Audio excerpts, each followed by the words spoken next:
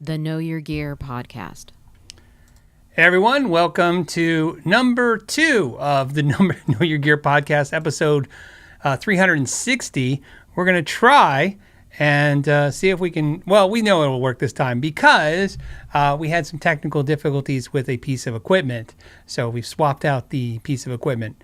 And so there you go, new interface. We're using another interface instead of the one we had, which was apparently glitching out. It was cutting out. And I was watching it in real time as the meter would drop. And I was like, I don't know why the meters are dropping.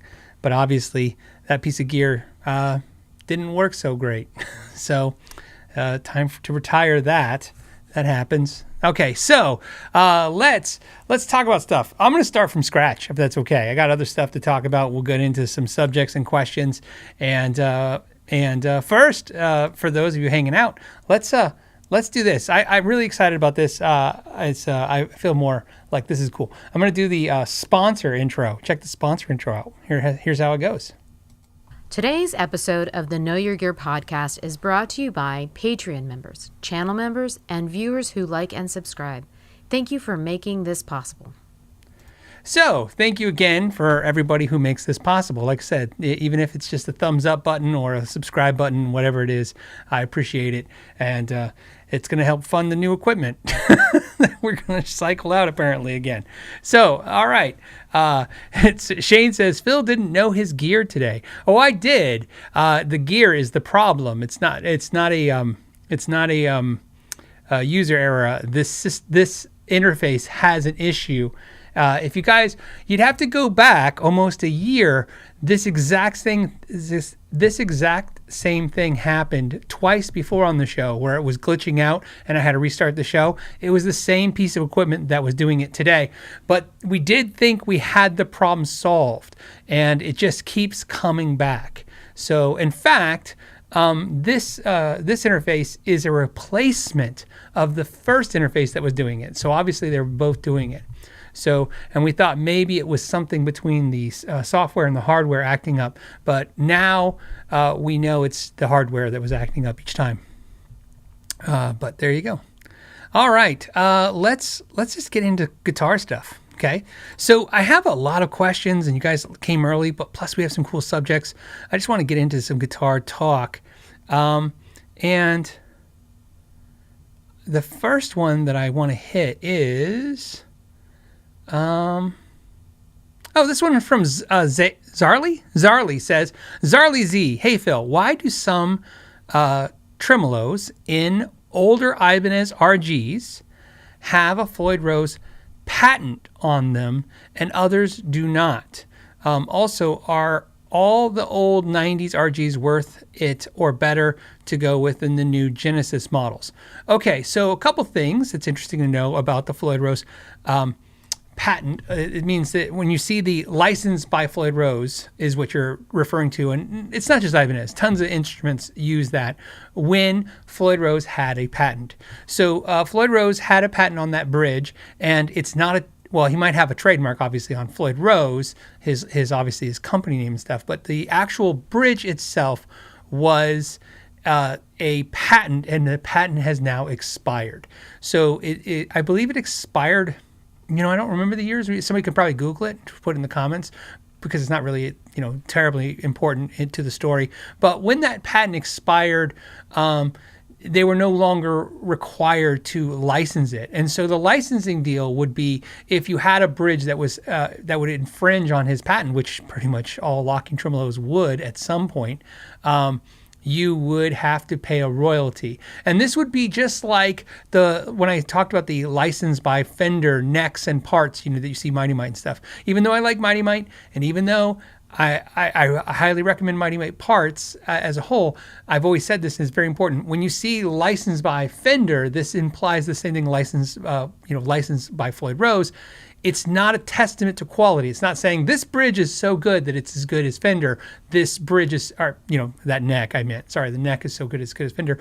And this bridge isn't as good as Floyd Rose. It means this product is paying a royalty, a fee, permission, if you will, to use this patent or trademark. In Fender's case, it's a trademark that they're licensing, which is just the shape of the headstock, not a design of the neck. The Floyd Rose, though, was an actual permission to use the patent, because he had a pretty strong patent on that bridge. They I like, okay, this is kind of funny. This one ties into it. The real one says, Schaller Floyd Rose, better than the original. So I have a funny Floyd Rose story, Floyd himself story, and I want to share with you because he's a very smart guy, very nice guy, the very first NAMM show I ever went to. Okay, I was so excited, as anyone who's ever been to their first NAMM show, whether it was back in the heyday. I didn't go in the 80s in the heyday, but, I went what now is considered still part of the heyday because of the, it's not the same show. But even if you went last year, trust me, if it was your first show, your first NAMM show is always amazing because it's just a giant candy store. And I went to all of my friends, all of my customers, everyone I knew.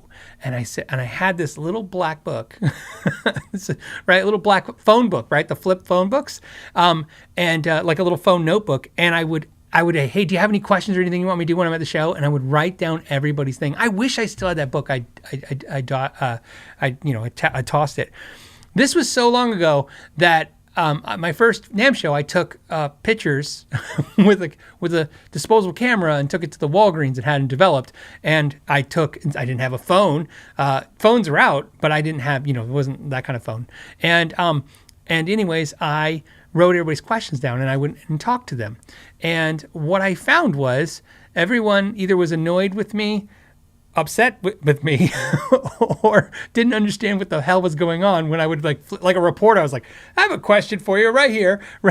So what happened with Floyd made me laugh the most, which was the question was one of my customers wanted a left-handed Floyd Rose and they didn't make one. And he saw Floyd Rose was going to be at the show and in that particular year, Floyd was, I don't know if it was the debut, but it was probably the second year or third year of the Floyd Rose guitars. The ones where they were using the bullet strings. If you don't know what I'm talking about, Google it. It's pretty interesting. Basically, it was like a headless guitar, except for it had a headstock that didn't have tuning keys and stuff. And you had these double bullet ends that you'd put on there. And he licensed that to BC Rich even. And I personally think, just so you know, like I said, I like him a lot, but the truth is the truth. I personally think he ruined the BC Riches because I think when those BC Riches came out, they were really cool. I thought they were cool. I sold a bunch of them. I regret not keeping one for myself. And when he started pushing his guitars, I think it really kind of took the excitement away from BC Rich. And at the time, I think it was really better as a BC Rich product. I think it was, a cool way to modernize the 80s BC Rich guitars. But anyways, so he's going to be there. So I go there, and the question is, will you make a left-handed Floyd Rose? And I was so proud of myself that because if you remember, Ibanez had a guitar called the K7, which was a 7-string guitar made for the guys in Korn, the band Korn with a K. And it had what's called a U-bar. And I had one of those guitars. And if you don't know what the U-bar is, it was like a whammy bar, but shaped like looked like the handles you get on a roller coaster, and it would go across the bridge. And it's because those guys would put their palms on the guitars and pull on them, and they didn't want straight whammy bars. But what Ibanez did to accommodate that is they put a insert for each side of the bridge for the tremolo arm. So if you didn't use the U-bar, you could just put a tremolo arm on either side. I thought that was a genius idea. So I figured when I went and talked to Floyd, I'd be like, hey, one of my customers wants to know if you'll make a left-handed Floyd Rose. And I expected him to go no, because he was going to be like friends with Paul Reed Smith, and they were both going to be like, there's no such as left-handed pianos. I didn't know what the thing was going to be, but I figured the answer was going to be no. And then I was going to tell him my ingenious idea of how you could put a insert on both sides of the bridge, a Floyd Rose, and then now they could be lefty or righty, or you could put your whammy bar on either side. It's an ingenious idea. You can have it for free. Go. All right. So I go. I'm talking to him. He sees I'm a dealer. He sees the buyer badge. Because of the buyer badge, and he's selling guitars, he's talking to me, and I said, hey, he shows me the guitars, which are cool, and I'm like, okay, yeah. And I mentioned at that time that we carry the BC Riches that have that system, and I asked him the question, can you make a left-handed Floyd Rose? And he says, no, it's a lot harder than you think. And I go, oh, Ibanez has a bridge, and it's called the U-bar, and it's got, it's just their normal bridge, but they put an insert on either side, and you can put, a tremolo on either side, and it can be lefty, righty, or, you can just flip-flop them. And I go, there you go. And he goes, yeah, I don't think it's that easy. And I go, no, it's totally easy. You could make one with a Makita drill. You could just drill a hole and then just put the insert on there. It's like, if you think about it, it doesn't really matter on the bridge, because the builder will have to worry about how they route it. But as the manufacturer, it's just drill a hole. And he's like, yeah, it's not that easy. And I go, oh, I could do one right now for you. I go, do you have a drill? I was not being pushy, but I was really wanting him to be excited about this ingenious idea where I was going to help fix all of his problems with the bridge. And he goes, look, I don't make the bridges. He's like, Schaller makes the bridges, they're licensed out and stuff. He goes, I think he said something to the effect of, I haven't made a bridge in 30 years or something like that. I'm trying to remember off memory. It was a long time ago. But I got right then that he was like, scram, kid, you're bothering me. Right? I definitely got that. Unless you're going to talk about these guitars, you need to get the hell out of here. He was super nice, though. I don't want to imply that he was mean. Otherwise, I probably wouldn't like him to this day. But I understand. But what's my point to that? My point is that when you say Schaller is the best, they've been, it's not that they make a better bridge. He just licensed them to be one of the authorized manufacturers, and they make really great ones. I agree. But there really isn't, according to him in that statement, there isn't a whole lot of Floyd's that he actually made, as far as I know. He didn't spend a long time. What's interesting is I was going to have him on the podcast, and then COVID happened, and him and Tim Pierce sent me a beautiful Floyd Rose guitar. If you watch my guitar collection video, you'll see that guitar. It's a really cool guitar, and I thought we would talk about it and where they're made and how it works. This prompts me now to maybe send him another email and say maybe if he wants to do a show. I would love to talk about the history of Floyd Rose Bridges and what he thinks of the current world and market and stuff. But yeah, that was interesting. If you want, I'll share all those stories one day at that first NAMM show. That was one of the better altercations. I say the word altercation on purpose because I had one company, I thought he was going to punch me. Another company almost pushed his chest into mine from these questions that my customers had. They were all like that. They were just like these nerdy questions. I really felt like I understood by the end of the show. I go, okay, I didn't understand in my first NAMM show at the beginning of the show. 3 days later, I had already decided I figured it out. The NAMM show isn't where you share ideas and talk about guitars. It's where you see the products that they want to sell you and you buy them and shut up. I got that. It's like, I understand now by the time I got to the end of the show that telling somebody, it's like, hey, they're there going, hey, you see this new product? I made a crap load of them. They're in a warehouse. How many you want? And you're like, you know what you really should buy or build? So I learned maybe... so NAMM show is really not for that. It's not, that's more of maybe a podcast episode, and you have a discussion about what the history was and what they can do going forward. So that's cool. Nella says, I saw that guitar on Tim Pierce's channel a few years ago. Looked pretty innovative. So here's what's interesting about that guitar. Tim had two of them. They're slightly different, but the same model, but slightly different ramps, if that makes any sense. If you know the guitar, then you understand what I'm talking about. And Tim sent me one, and I've had it ever since. And it's a really cool guitar. It's actually one of the guitars that helped improve my playing, believe it or not. It wasn't just Tim's courses. And I know that sounds silly. Just watch, like I said, watch the My Guitar Collection video. Just Google it if you want, and you can watch it, and you'll see me talk about it in there, and you'll see what I'm talking about. It's not like I'm like, this guitar plays so good, I got better. It's designed to make you better. And my only complaint about the guitar at all is I think it's cool that he makes it's a $3,000 USA made guitar.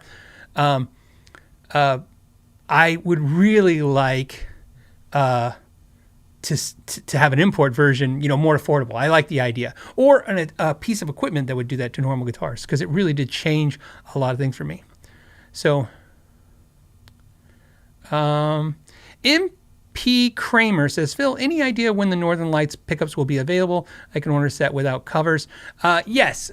So what we're doing now, just to keep stress down for us, is Shauna now officially helps me with those. That's why some of them are signed by Shauna. They're all signed by me and Shauna, but she does some of the stuff, I do some of the stuff, and then we sign what we do each. We're making them, and then we load them on the website when they're actually in stock, so that you don't have to click on it and then wait to see. It's like you should be clicking on it and you should be getting shipped out, minus the weekend, within a day or so. It's like just so if you did it on a Friday, you get a Monday. We'll probably load up some more next week, and I'll make an announcement so I can put a focus on that.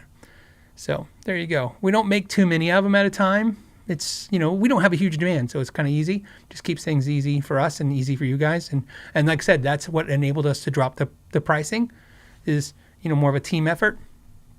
And kids even help a little bit. So, Ariella says, what guitar made me play better? The Floyd Rose guitar. It's his brand, Floyd Rose guitar. I would normally grab it because I have I'd say the vault, but the closet here full of guitars, but it's actually in another part of the house right now because I was actually playing it. And then I took it out of here and into another room.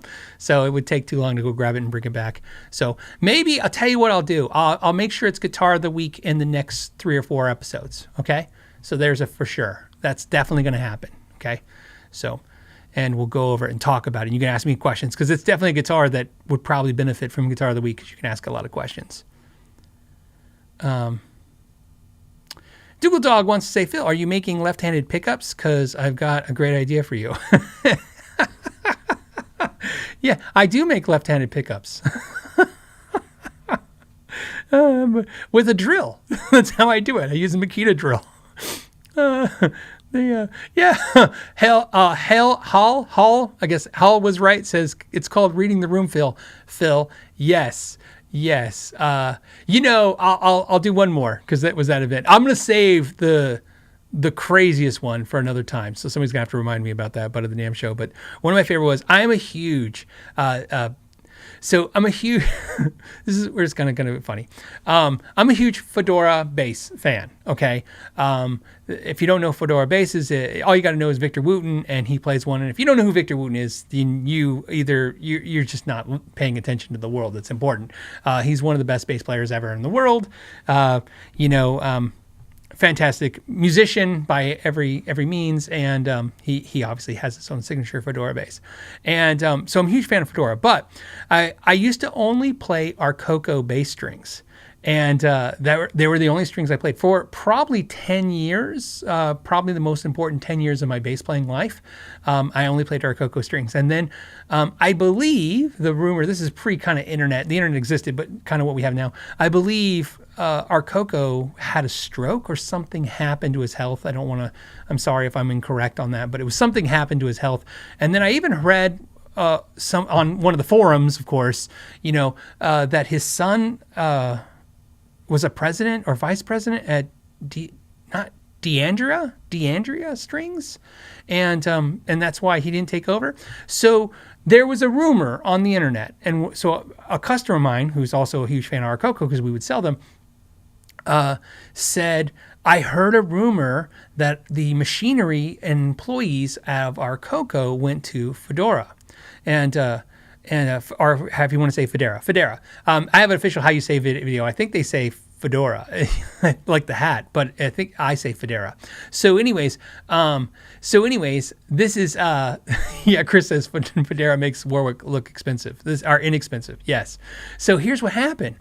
So I went to the Fodera booth to ask if the new Fodera strings that they're selling are the Arcoco strings repackaged. I thought, such an innocent thing to ask, right? And I go up to this employee. I forget the name. Doesn't matter because you'll know in a second. And I said, hi. Flip my little my little message book, and I go, I have a question. We were wondering if the new Fodera strings are our Coco strings from. We heard a rumor that you guys got the machinery and the employees of the Coco strings, and the guy gets a little heated, right? He goes, "Look." He goes, Fodera only has one kind of quality, not two, okay? One kind of quality. And he goes, our Coco has two kinds of quality. We have one kind of quality, and we use our own strings. And I'm like, oh, no, hey, look, I love Fodera. I love your guys' stuff. In fact, that's why I was excited if you were taking our Coco, because I thought, wow, you're going to, level it up even. I'm very excited. And he goes, no. He goes, look, whoever's telling you that rumor, they're wrong. He goes, I'm the owner of Fodera. He goes, in fact, I'm wearing an employee badge because I don't want to be bothered by questions like this. I was like, now here's why this story is even funnier. That was the very first booth I ever walked in at the very first NAMM I went to. I literally walked in. I walked right up to the owner of Fodera, who had a different name badge on from an employee. And then he basically, to this day, I'm just going to tell you, Shauna and I constantly, to this day, at least once a week, make the joke, we only got one kind of quality around here. Because I understood what he was saying. He did get a little hot. Like, he didn't try to hit me or anything. It wasn't that. I don't want to imply that it was violent. It was, I would say, New York intense. Right? It was, I have a lot of friends in New York, and it's like, all of a sudden, it's like, the level of excitement goes up a notch, and you realize, like, all of a sudden you've said something wrong, and you're a little like, I didn't know I said anything wrong. But anyways, if anyone wants to know for the future, Fodera instruments are some of the best instruments, period. I really believe that. And I really do believe it's because they have one kind of quality, and I don't ever want to offend them again. And our Coco strings are not made by them. So it was great. So yeah, and to head off any more questions going forward for this, that even though I have more stories about that day and that first visit, I have never done it since. Never walked around with a notebook just randomly and asking companies questions from customers. But that was literally the very first booth. I was probably literally in the building of the NAMM Show 15 minutes. And it started that way. There you go. Oh, you know what? I'm on a tirade, so I might as well go. All right. This isn't another one of the stories. This is actually a crazier story. When we opened our store, we opened it towards the end of like 2004, and we killed. Like, we just killed. It's one of the few things I can, I'm proud of. We literally opened our little store. The original one was 1,400 square feet. 1,400, very important. Of course, we moved 2 years later to 3,400 square feet, but 1,400 square feet, and we sold so many guitars. By January, we didn't have any guitars. We were selling them so fast. We sold like the whole store out. It was crazy. And we were like, Christmas came, we killed. And then January comes and we're like, okay, we got to order new inventory. And I'm like, oh, why go? We're going to go to the NAMM Show. It's our first NAMM Show. And I took $25,000 cash, like cash. And I shoved it in my pockets, and we went to the NAMM Show. And we were like, we're going to go to the NAMM Show and buy more stuff for our store. And I would walk after, the Fodera thing. I would walk into booths and go, hey, I need to order guitars. Of course, I was ordering from the dealers I already was with, like Schecter and stuff. But I was trying to get new vendors. And I would walk into the vendor's booth and I go, yeah, I need to order a bunch of guitars. And I would almost reach into my pocket to pull the wad of cash out to be like, hey, I want to buy these guitars. And they're like, do you have an appointment? And I'm like, no, but I really need a lot of guitars. Right now, because Ralph was at the store, and Ralph would call me every few hours going, I have another customer and they're looking for this and we don't have any guitars. And I'm like, I know, I'm ordering guitars right now. And that's when we learned you really don't get to buy anything there at the NAMM Show. We were so naive. We were like, hey, we're just here. Hey, here's some money. We went to Martin Guitars and I'm like, here's a bunch of money. Can I just leave some Martin Guitars? And I'm like, no, you have to be a dealer. They're looking at me like, what is wrong with you? And I'm like, so, all right. There's my second piece of advice. You can't buy, if you don't know, you can't go buy stuff at the NAMM Show. Not like that. So I just had no idea. So we thought we were going to walk out the first day with a bunch of guitars like to take back. So that's, this is before you could watch videos on NAMM Show. I mean, obviously, think about this. This was a couple years before YouTube even was created, much less a thing. So you didn't find information like you do now. So that's interesting. I feel like that's enough of the NAMM Show introspective thing. Let's get to some more guitar related questions since we've talked about that. This one is an easy one, I think. Just some guy says, Phil, do you think any of the big three, I'm assuming when you say the big three, I'm thinking Gibson, Fender, PRS. That's what I think of. Every time I've referred to them as the big three to the PRS people, they're always like, why do you include us in that? And I go, because you're like the big three. And they're like, you know how much smaller we are than Gibson and Fender? I'm like, yeah, but who would be the third one then? Is it Ibanez? And they're like, I don't know. Is Ibanez bigger than this? Like it just always think it's funny because I, like you, just some guy, think of the big three to me is Fender, Gibson, Paul Reed Smith. But every time I've ever talked to anybody at Paul Reed Smith and mentioned them as being the big three, they always go, they're like, I don't even know why anyone would say that. We're not even close to those guys in size. But big three. Okay, so the question is, do you think any of the big three will start doing Nitro on their import guitar lines? Okay, so we're definitely going to be talking about Squier, Epiphone, and SE. And the important answer is to say, will they ever? Maybe, yeah, ever. But why won't they? That's the pushback. Why aren't they? Nitrocellulose finish, nitro finishes take a lot longer to do than polyurethane, polyester. And remember, I'm not a finish guy, but I've been to enough of the factories to know what the factory's issues are. Import guitars, Asian import guitars especially, are, I like the term fast guitars. They make them faster. They speed up the process. People talk about all the things that make the guitars cheaper. Of course, the exchange rate, the labor rates, all that stuff. That's all factors. Cheaper equipment, cheaper woods. Those are all factors. However, as I've pointed out many times, if you've been to these factories, you will definitely see the difference in timeline and when a guitar starts its journey and when it ends. It is a much faster journey for an inexpensive guitar. And so that's a big deal. Think about this. Suhr guitars are some of the best playing guitars in the world. And everybody always thinks there's some kind of magical power they have. And so I just recently had this conversation a couple weeks ago with another manufacturer, a larger one, but not a huge one. And I was mentioning Suhr guitars, and they go, why do people love Suhr guitars so much? And I said, well, they play really great. And they go, yeah. And I go, well, they put a lot of hand time on the frets. I mean, they really take time with frets. I mean, they could take 2 hours with frets.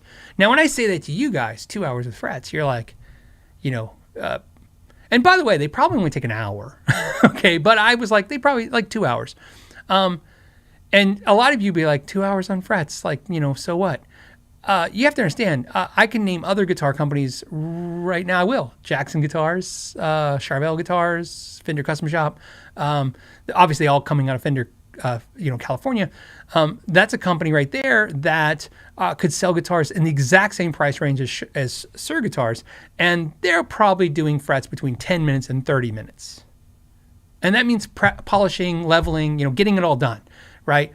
I know this because I've toured these factories and I'm friends with so many of the employees of all these shops and factories, and we talk shop and talk, things and they talk about how many guitars they got to do a day. And it's not hard to figure out when somebody goes, hey, I got to do 8 guitars a day. And you're like, oh, well, you work 8 hours a day. That's that's an hour on each guitar. Oh, I got to do 20 guitars a day. And somebody's like, I got to do 16 guitars a day. Somebody's like, I got to do 4, and interestingly enough, it's a hard job no matter what, but it's a little easier if you're doing more guitars because now it's you're just restarting the process. When you spend all the time on one guitar, it gets really mundane and monotonous. But, and then of course, like I said, if we were talking about import guitars, I mean, they could spend, less than 10 minutes just polishing up the frets.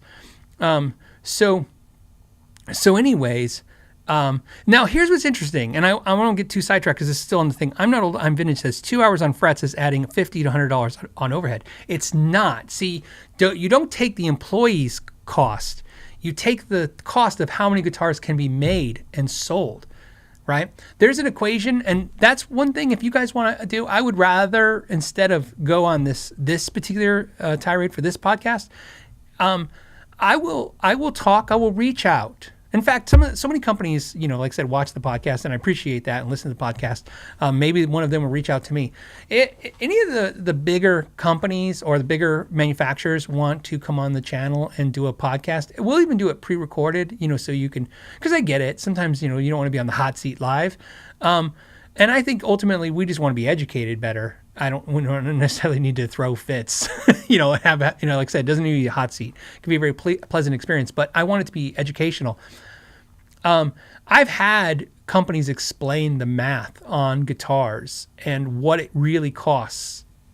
And everybody always uses like a workload kind of equation. Like if you pay an employee $20 an hour and they do 2 guitars an hour, well, that's $10 per guitar. And you're like, okay, but that's not how they're looking at it. They're looking at like the end of the month, end of quarter, end of year, how many guitars were made. And if 100 guitars less are made, especially like think about that, times $3,000, that's their number. That's what they're really looking for.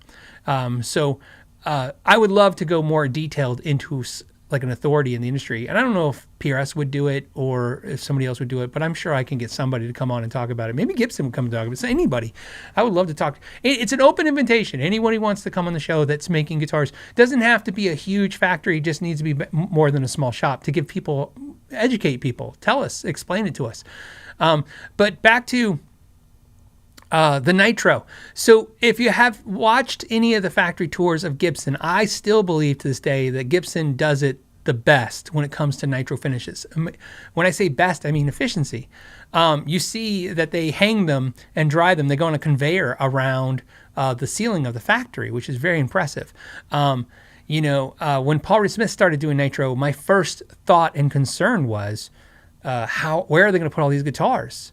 Guitars start choking up. You can't, if you go from shooting a guitar, to give you an idea, just a reference, if you go to the Framus factory in Germany, we watched them paint a guitar, put it in a tube. It's a long tube, and it goes up into the ceiling where UV cures the finish. It's not a really special machine. In fact, a friend of mine who has a mid-sized guitar shop on the western coast part of the United States has the same machine. But they can UV cure a guitar in minutes. So they can get a guitar painted, cured, and then start doing some finish stand work on it in a day to 2 days. And if you go to Gibson, it could take weeks for the Nitro to cure. And it never really cures. Nitro never really fully hardens. So this is why the word fast, which is associated to making guitars in overseas in Asia, and the word nitrocellulose don't like to go together. This is, you're immediately making them more difficult. Now, the next question would be, would they do it in smaller runs and add, up the cost? I think so, because one of the things I think could happen, back up. Do I think Paul Reed Smith, Epiphone, or Squier will ever make higher production guitars than Nitro? Never. I think it will never happen. But will one of those three or all of them eventually make a tier of guitars where they are scaled up in price? So like an SE that's, $15, $18, $2,000, in Nitro. It's not likely to be Paul Reed Smith because of the S2 series. I think that would be a weird overlap, but it's possible. But yeah, do I see them like Epiphone saying, hey, this is a true spec Gibson? Like a true spec Gibson? Like if you called it that? By the way, trademark pending now, Gibson and Epiphone. True spec. That would be an interesting guitar, wouldn't it be? If Squier or Epiphone made a guitar called True Spec, and it was literally like exactly the specifications of a Gibson or a Fender custom shop, because even Fenders aren't Nitro, just the custom shop and the vintage reissue USA ones. Would they do that if they could put a premium on it? Yeah, but it would have to be a premium because of that slowdown. It really slows down the process. which is why all the import Relics look so bad. I have a theory, and I've had a theory for a long time about Relics, and it's this. The whole point of making guitars, not the whole point of making guitars inexpensive. The whole point of making guitars inexpensive is to sell a crap ton of them. But one of the things the keys to making an effectively good selling inexpensive guitar is to clone an expensive guitar. Right. I've said this before. It always goes from top down. It never goes from down up. In other words, they make expensive guitars that you want, and then they make more affordable, more obtainable guitars down the line that you can eventually get. They never make cheap guitars and then one day just make them expensive. And when I say never, please don't point out the 3 companies who did it once. Like, I'm talking about as a rule, as a general rule. That's not how it works. You don't see Gibson custom shops saying, hey, here's a true spec Epiphone, Gibson $10,000 Murphy Lab that's exactly spec'd out like our import Epiphone, right? Like, it's polyurethane and it's, right? Like, that's not what they're going after. So the interesting part of this is that when they do the top down, I think that they could, spec out some of the import guitars more like that and raise the price. I feel like I'm losing track of what I was talking about because I keep I jumped and started reading comments. I apologize about that. But other than putting a higher price tag on it, and making a lot less of them. Oh, that's what I was basically going to say is, it's not feasible for most manufacturers. Hall was right, says, does Shiji use Nitro? No, they don't use Nitro. They use poly. Again, so Nitro isn't an expensive. It's not that it's expensive. I mean, obviously, there's all kinds of rules on where it can be used, how it can be used, and the paint shops what they have to in place. And of course, like I said, the time expenses and it takes longer to cure and dry. And again, this is a very layman's discussion on this because I'm not a finished person. I'm really conveying the experiences I've had at multiple factories and shops, learning what they talked about. But I am not a finished person. This isn't something that ever interested me in my life, so I never really got into it other than what I needed to know about finishes. Most of my finish experience is either because I'm a guitar collector and I like guitars, or I'm a guitar player and I like guitars, or because I've repaired so many guitars I need to know what to stay away from damaging guitars. And then Steve says, what's best, poly or nitro? Well, that depends. Everybody has a hard opinion on that. I literally don't care. I used to think I hated nitro because it got sticky, but I live in a very dry climate, and I've said this before, I have really dry hands. My hands are always really, really dry, and so those finishes don't seem to bother me. If anything, I'm just not a big fan of satin finishes. I like natural finishes. I like poly, but better. I mean, here's what I can tell you. That's what we were talking about, the Relics. That's why import Relics don't ever look right, because it's very hard for them to get effectively priced on them and use Nitro. And Nitro really looks best Relic. I was once asking Jeff Kiesel, like, you should do a Relic. In fact, as you guys know, I have the PM Delos, which is my guitar that they did for me. And I said, hey, if you ever want to do a Relic, the first ever Kiesel Relic, Delos, I would totally do that, because I have a custom shop 60s Fender Strat that I paid a lot of money for that I don't love. I like it a lot, but I don't love it. I would love to have a Delos that's all Relic. And he's like, yeah, he goes, one, we don't do Nitro. And I said, let's do your raw tone finish, and let's do something new. Put a Kiesel spin on it. And he's like, I just don't know what to do. He's like, I don't know. He's like, I don't know what I would do to add value, in the relicing. Basically, he's not into relicing. That's what I got from that. And I've had that same conversation with PRS. Paul Smith's not really into relicing either. But one thing I like about relicing, and everybody always has an opinion hard on it, whether it's posers or it's, whatever. But the one thing I like about relicing is when I see a relic guitar, especially one that looks good, I usually know it's expensive. It's very unlikely to have a very good looking relic. To me, the best looking affordable relics were the Road Warns by Fender. I think those are some of the best looking relics. This is where I'll offend somebody, and like I said, you're welcome. We can have a beer or a Coke anytime you want, even if it offends you. But the brand Vintage, even though I like them and their price points, and I like that, their relics to me sometimes look silly. because I look at them and I go, this looks like, if you've seen them up close, I mean, they're pretty horrendous. Like there's clear coat that they satin, but they didn't go down to wood on and stuff. It looks very stenciled.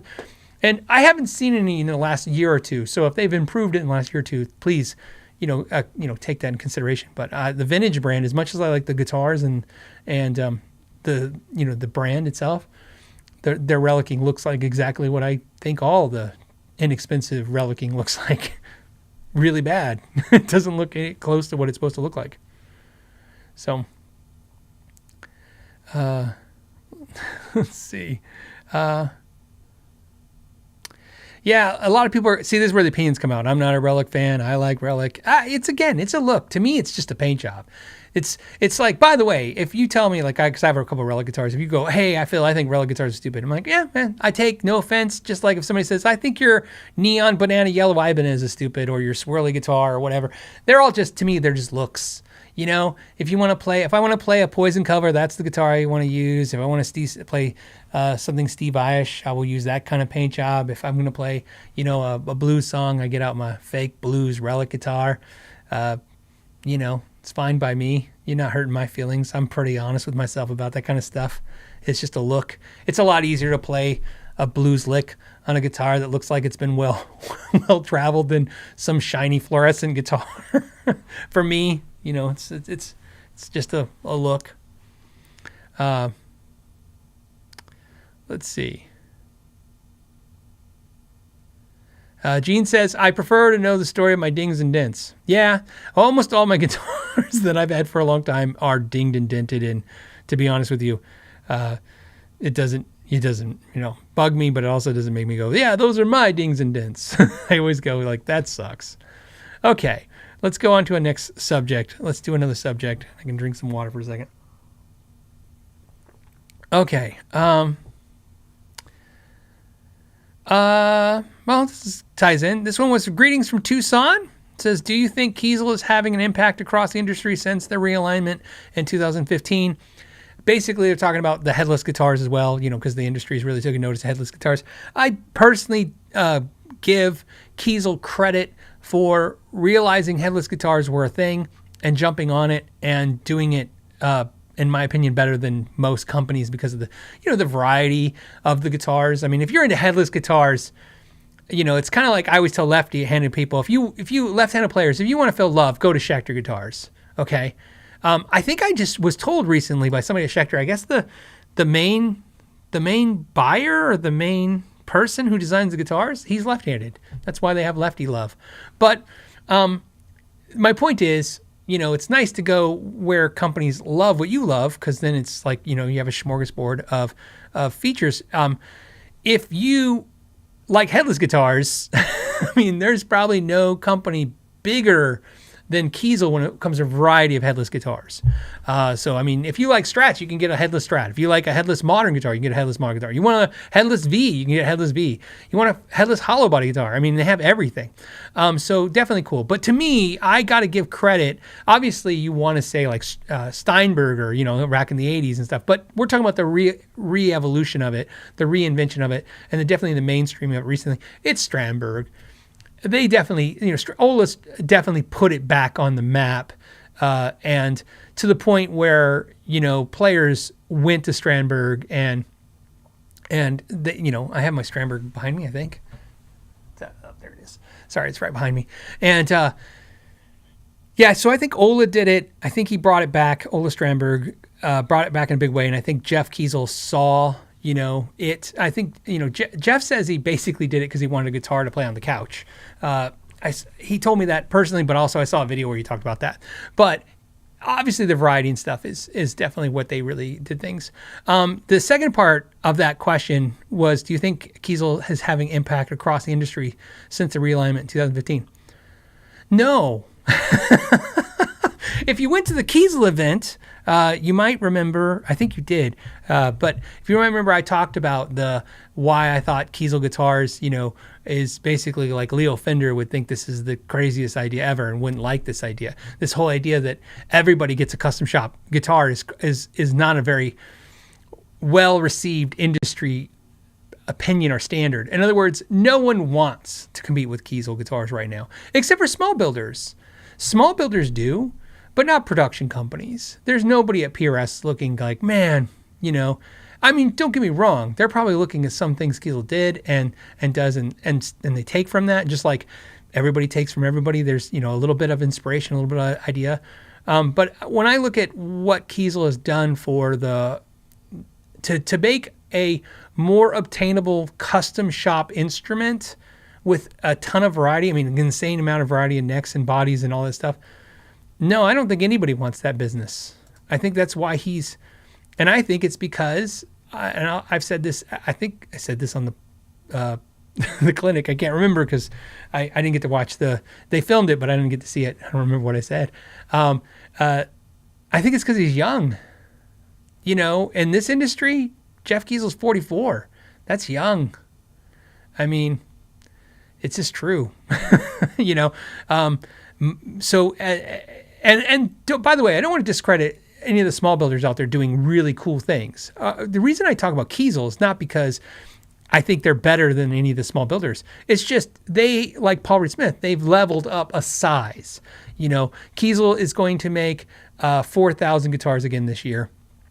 They could have done 5,000. They actually staged back to 1,000 guitars. So Jeff doesn't want to basically work his employees to death. And, you know, he think he's very aware of the faster you move, the more mistakes you make. So he's basically decided he wants to go back down to 4,000. I don't know if they did 5,000 last year or if they were on, you know, getting in line to do it this year, but either way, it's 4,000. 4,000 guitars, a lot of high-end custom guitars. So what I'm basically saying is that's why I got to talk about him like as a mid-level shop, because he's definitely mid-level, right? And yes, I think he's done interesting things. That's why I'm a fan of the brand. But I don't think anyone that's bigger than him looks at him as like, wow. I think all of them are like, good, let him do all that hard work for no money. They want to make money. That's just the reality of it. This I did say in the event, so I'll say it again now because it's kind of funny. I said, you know, the week that I did the Kiesel tour, I think I talked about this in the podcast. The week I did the Kiesel tour, and I put that out on the internet, showing all of the things that they've worked really hard since 2015 to refine the guitars, to make this guitar shinier, to make this guitar play a little better, to make these frets a little more polished, to make this neck a little truer, to make this. The same week I did that, Lee Anderton did a tour of Gibson, and they were like, and they were talking about $10,000 guitars, and like, we hit it with car keys, and then we hit them with with nails, and I'm like, you know, it's a different mentality. Gibson's like, are you kidding? They're loving it. They're loving it. You mean you get to take a guitar and beat it up and charge somebody $10,000? Meanwhile, when you make guitars highly polished and you ship one out and there's even anything that a flaw in it, the customer is going to complain. A lot of you guys don't like Relic guitars. I understand that. But those of you, I'm just curious, those of you who like Relic guitars and own Relic guitars, tell me, because if you've had the same experience I have when buying a Relic guitar, sometimes you look at it going, what is intentional here and what is right? I asked Ron Thorne, if you guys remember, I interviewed Ron Thorne, the principal master builder at the time at Fender, and I asked him what's easier to make, a Relic guitar or a really fancy guitar, because he's done crazy levels of both guitars. And he said, I don't know which one's easier. He goes, I don't stress as much on a Relic guitar. He's like, I don't have to worry about dropping anything or scratching anything, so that's kind of nice. So there you go. I literally don't think anyone's is interested in Kiesel's business model, and that's what I've told Jeff and the guys at Kiesel. And I hope they continue. And if anything, I hope they continue to do it. I hope they don't figure out what a lot of the other slightly bigger than them builders have figured out, which is less models. A perfect example of that, just so you guys know, I don't just pull the shit out of my ass. Excuse my language. It's just I wanted to be really frank about that.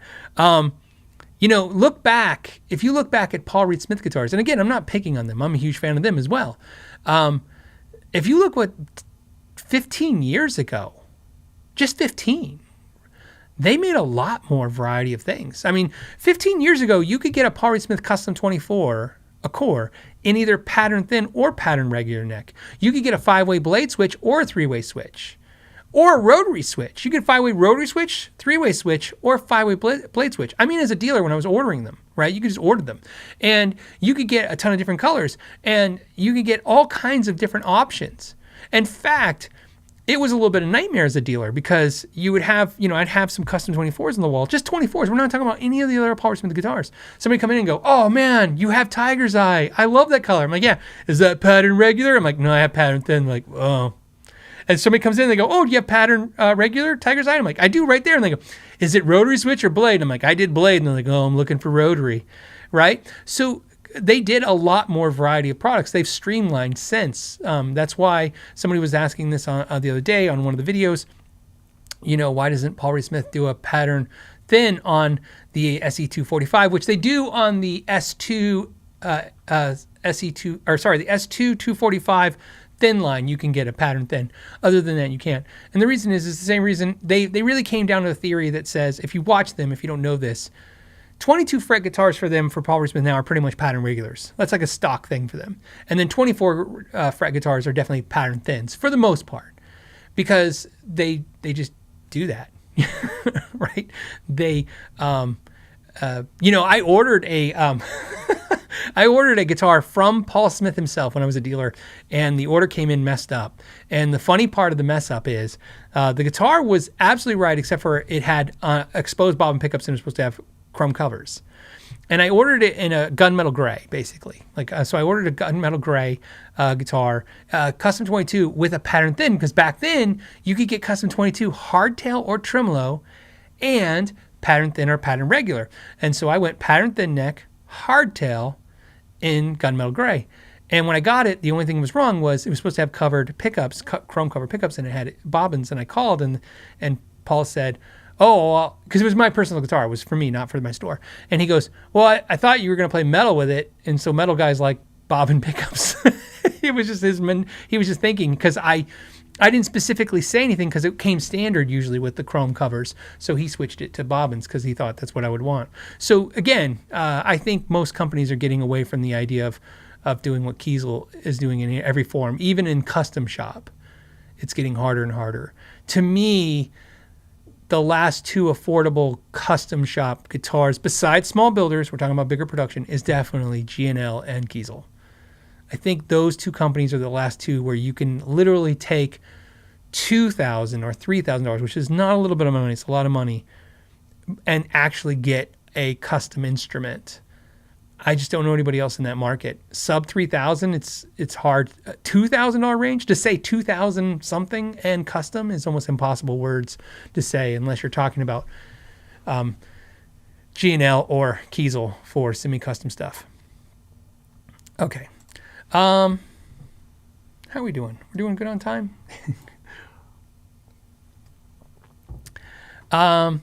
In Cortex says, hey, Phil, do you still have your olive green Strat? I remember it was one of your favorites, or did you get rid of it? What prompted you to get rid of it? So I saw that right when the show was starting, so I went and grabbed it from the closet, and it's right there, buddy.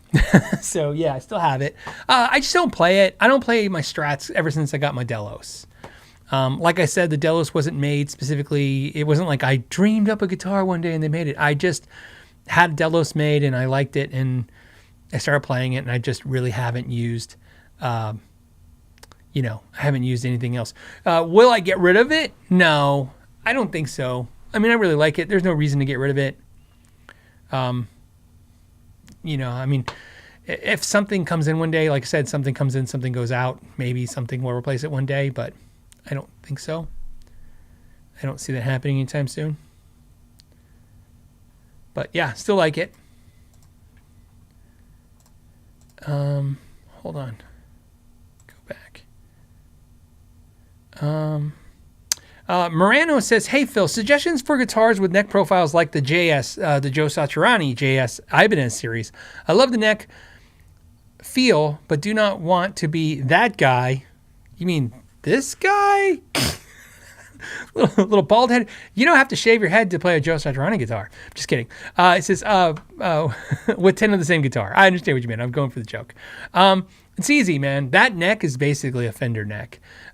Joe Joe Satriani, when he went with Ibanez, at that time, everybody was doing the thinner necks and the shredder necks, the Paul Gilbert, the Steve Vai. Everybody's doing these thinner shredder necks. But I guess Joe was a huge Strat fan, so he wanted something more like a Strat. So the JHS was the closest thing that Ibanez had that he liked that was like a Strat. So that neck, if you haven't played, like when people say to me, like, I liked Ibanez's, but I don't like their necks. I'm like, well, check out the Joe Satriani neck because it's more Strat than anything else. I wish Ibanez would put the Joe Satriani style neck on more of their guitars. I would really like an RG with just more of a, Fender Strat neck like the JS. But, so, there you go. Hawkhead 418 says, Phil, Kiesel versus Charvel necks. They're different. I don't know specifically what Charvels, throughout the years are different. If you're talking about the new current lineup of Charvels, the current Charvels that I've owned and currently own, I would say their necks are thinner than Kiesel, but I do not get the Kiesel thin necks. You can order Kiesel thin necks that are probably more like Charvels. It's one of the downfalls of Kiesel. Same problem they had when they were carving was, you got to buy a guitar you're not really familiar with. So that's one of the chances you take. Which is why if you're ever in Encino? What am I trying to say? Encinitas. You stop by and check out their guitars. Put their hands on the guitars. I told everybody there that was at the Kiesel event. I said, make sure before you leave, go in that shop and put your hand on as many guitars as you can to get a reference in case you ever want one later. So I think this is a good time to do Guitar of the Week, right? So let's do Guitar of the Week. I think it'll be fun. And this one was a request that happened last week, and I decided to do it. So let's do it. So let me grab a guitar, and we'll get ready. Here we go. All right, guys, I'm picking out the guitar for the Guitar of the Week. While you're waiting, please hit the like and subscribe button to help this channel. I appreciate that and helping the podcast grow. And what guitar am I picking? Well, let's see. Here it is. All right, it is the Heritage guitar. Let's pull this up. This is the Heritage Custom Core H150. This guitar has been a huge topic on this channel. Isn't the color gorgeous? Right? Got a lot to say about this guitar. A lot of things to talk about and give you guys some input in it. So this is probably a guitar that normally wouldn't be an interesting review video, I think, because there's, like I said, so much craziness going on. So let's talk about it. Okay. This guitar is essentially Heritage Guitar's competition for a Gibson R9. Okay, so think high-end Gibson custom shop. Now, this is the important part. Heritage does have an H150 that is not like this. It's more of a traditional, like a Les Paul standard. That would be what they would be going after that. And then we priced it at more like a Les Paul standard. This is priced to compete with essentially a $6,000 to $7,000 Gibson. And why is that important? Well, because kind of like what I mentioned earlier about G&L being one of the last companies in the U.S. that makes semi-custom instruments at a more obtainable price, Heritage is definitely a more obtainable price USA-made Gibson. And because it's live, I always like to. I can always hear you guys. We're all guitar players. I hear it's like, well, what about Eastman? What about this? There's tons of great stuff. And we're talking about Heritage though. So this guitar is in Lemon Burst. And let me tell you the things that I like. First of all, one of the things I like that they did, and I hope they do this on the H150s that are priced to fight in the Les Paul standard area, is they go with their own pickups. This has their own pickups. So let me give you specifications. We're going to talk about it, and this is the important part. So this is a one-piece, lightweight mahogany body. Now, this one, for full disclosure, is chambered. Okay, I don't know where they chambered it. They didn't tell me. I requested it to be chambered. This was something in hopes that I was trying to explain to them that if they made their guitars lighter, I think they could grab a lot more of us Gibson fans to come over because Gibson isn't weight relieving guitars. At this point, they do not plan to chamber them. They did this one for me. I think it was more of a let's test to see what happened. So if this is something you're interested in, please light up their emails. Hey, in a positive way. Tell Heritage, like, I loved it. I saw your chambered Les Paul. Why does that matter? This guitar is 7.5 pounds. 7.5-pound Les Paul is fantastic. So without the chambering, they're still pretty light. On Sweetwater, you can see it's $4,000. And again, before you freak out for $4,000, because that's a crazy amount of money, you understand that it's competing with a $6,000 to $7,000 Gibson. So these are sitting at 8 pounds, 10 ounces, and the other one's 8 pounds, 10 ounces. And so if you look at the Gibson equivalents, they're in the 9, 10, and 11 pound range. So a little bit lighter, but I wish they would do the weight relieving. So let them know if you think it's cool too. I think they're missing the boat with it. So other things that are important to mention about this high-end guitar is it's an aged nitrocellulose lacquer finish. It replicates the look and feel of a well-worn classic. So yeah, it does. It's got kind of like a, not a haze, but yeah, it's like kind of like, looks like I've had it. I see it looks shiny, but you can tell it's just kind of a little worn. It's not relic. You can get this guitar relic for $500 more, basically. You get a relic looked instrument. I didn't specifically want that. This has what they call a comfortable mahogany 50 C-shape. Now, this is the important part. This C-shape neck, which is very C-shaped, is thinner than my Gibson R9. So, that neck is super thick. This is not as thick, but still pretty thick. But these are also plecked like Gibson. This has the Custom Shop 225 Classic humbuckers, which is a recreation of the magical PAF pickup. I'm just reading their ad copy. I like that it says magical. Okay, it's like looking at the headstock. It's handcrafted in Kalamazoo, so that's important because here's what's funny about this. Gibson talks about the authentic part and replicating their guitars, and this is here's a guitar made in the original factory that some of the most coveted Gibsons were ever made. Now, a lot of people don't like, I'm just going to talk about the elephants in the room. They don't like the Heritage headstock. I get that. Right? You're used to the Gibson one. I could care less. I don't know what happened to me one day. I used to be such a focus on headstocks. I think for me, it was because I never wanted a Fender because I thought the headstock was ugly. And then I played a Strat one day and I go, I love this. I got to have a Strat. And I think for me, that's when it started I don't care about headstocks. So that's why it's something I'm just not focused on. But if it's your thing, I get where it bugs you. And right. I like it. I like that the design gives it a straighter string pull across the nut with its design. I like that. I like their pickguard, though. This I have to tell you. This pickguard looks way better to me than the Gibson one. This one actually follows the contour of the body shape. This actually makes sense. It's kind of like, what's funny is it's kind of like they did this because they couldn't, make it look like the Gibson. And I bet you when they did this, I bet you some people at Gibson saw that and went, damn it, we should have done that. I mean, look how it covers right there. Look how cool this looks. I love this. It looks great. That top, though, is, let me go another view of this. Look at this.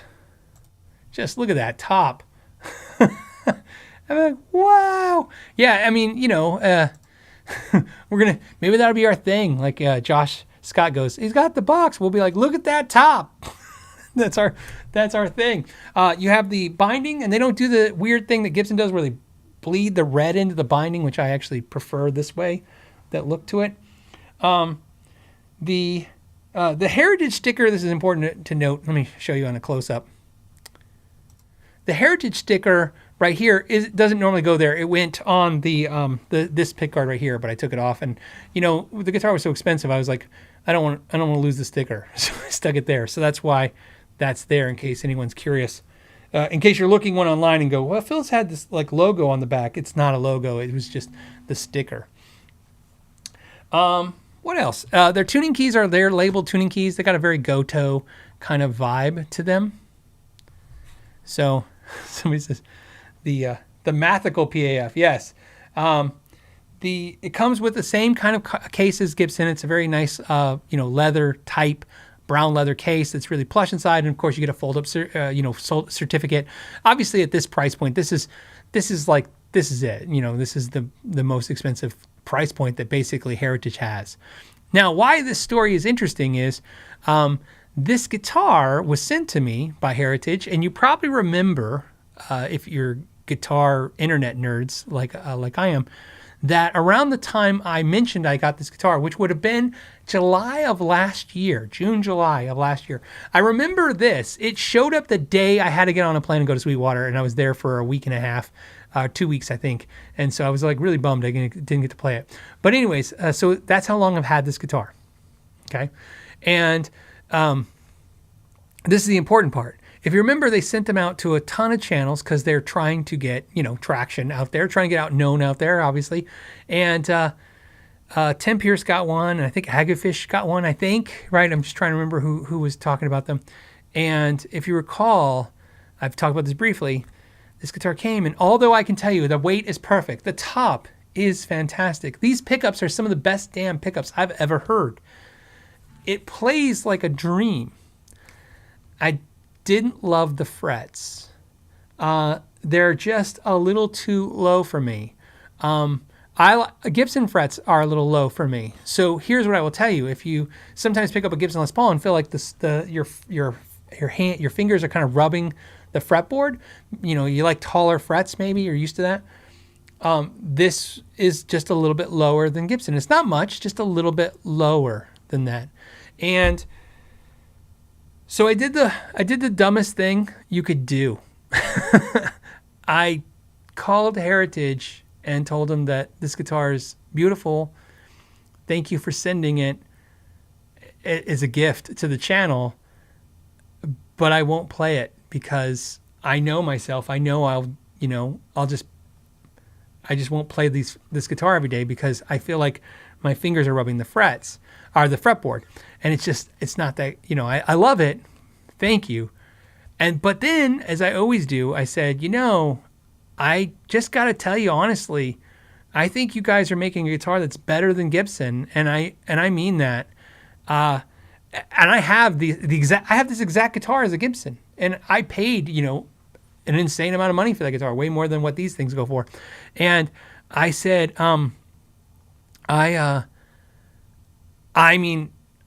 if you want, if you want to still let me keep it, I will refret it. But I have to disclose to my audience that I refret the guitar. I can't tell them I love it, it's great, you should go buy one. I got to tell them hey, if you love lower frets, if you don't have a problem with vintage height frets, this is the guitar for you. Everything about this sings and perfect. And like I said, you don't have to get the crazy custom shop one for $4,000. The other one is $2,500. Again, I know we're talking about a lot of money, but we're talking about compared to Gibson. Okay, compared to Gibson, this is where they're priced to fight. And I said, but I have to tell everybody that. And they said, well, please tell everybody that. And I was like, oh, okay. All right. I mean, it's not going to be, it's a great guitar, but, you may want to look at refretting it. And then they said, we'd actually like to make you another one, and we're going to put taller frets on it for you and send it to you. And what I didn't know at the time, and I've since shared with you, and I highly recommend you check out the video, Tim Pierce has done a video where I think the video title, I'll put a link when I index this. It's like the best guitar he's ever played in his life, or it's the best Gibson style guitar he's ever played in life. And it's this exact same guitar, except he got the Relic, and Heritage refretted for him. He had the same criticism. We hadn't talked. He had the same criticism, and he said the same thing I said. If you put taller frets on these guitars, you are going to outsell Gibson in every way. You're priced more aggressively. The quality is fantastic. And the vibe, it's made in the same factory that the original Gibson. the 59 Les Paul was made in the same factory this guitar was. This is a pretty, talk about authenticity. It's pretty cool, right? I thought that was really cool. So if you didn't hear a couple weeks ago on the podcast, one of the viewers said, oh, I saw your guitar at the Heritage Factory. That's what they're talking about. That one's coming. It's this guitar just with a different fret job on it. But I thought, since Heritage said share the story, they got because again, it's not like a quality issue. This is the spec. It's not like these frets are off spec. It's just, if you like vintage frets, you will have no problem with this. If you do like your frets a little taller, but hopefully they'll put a taller fret into production. I think they will. I think they might. And if not, here's the dumbest thing I can say, but it's the truth. If that bothers you, one thing I can tell you is you can buy this guitar at Sweetwater and have Sweetwater refret it with stainless steel taller frets, and the price is still way less than Gibson's. I'm just letting you know that you can do that. Or if you want to refret it yourself, you can refret it yourself. I have not refretted this. I told myself I would not refret it until I do the video. So let's demo the sounds, because the thing that's going to really impress you is what impresses me. Let me just make sure it's in tune. That's the one thing about getting them off the wall. Hey, we're almost looking good. Was that G? Yeah.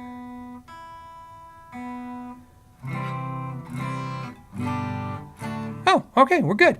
Let's do some playing, shall we? I hope you guys enjoy this. Let me go to my guitar view. There we go. Look at that. And I'm running through my Fender Princeton, and what I want to show you, if you guys don't mind, is this bridge pickup.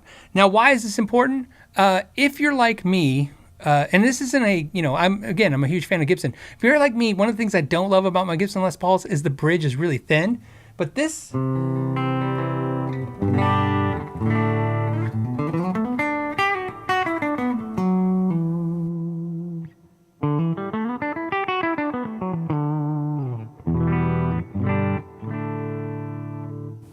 So that is your bridge pickup. That's the bridge pickup running through the Princeton.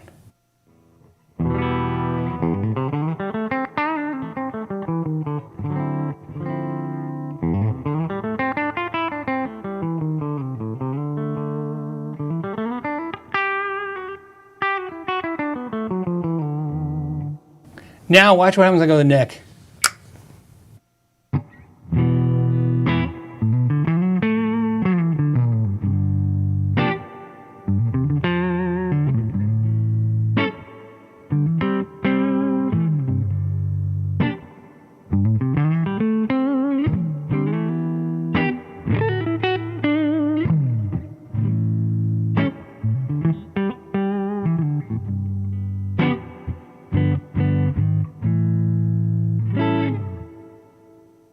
That is crazy. I love it. I mean, it's just like I said, this has got the boomy sound.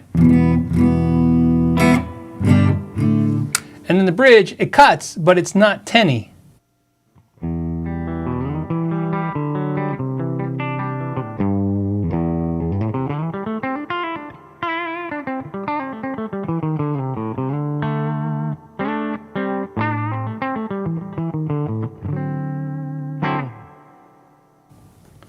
Okay, so what I'd like to do is try some overdrive. So I'm going to turn on my OD11, just my light overdrive. It's a Zen Drive clone. So if you're not familiar with Zen Drives, it's like a Zen Drive, but it's a clone. And I'm going to start with a bridge and a little overdrive. So let's go to that. Okay.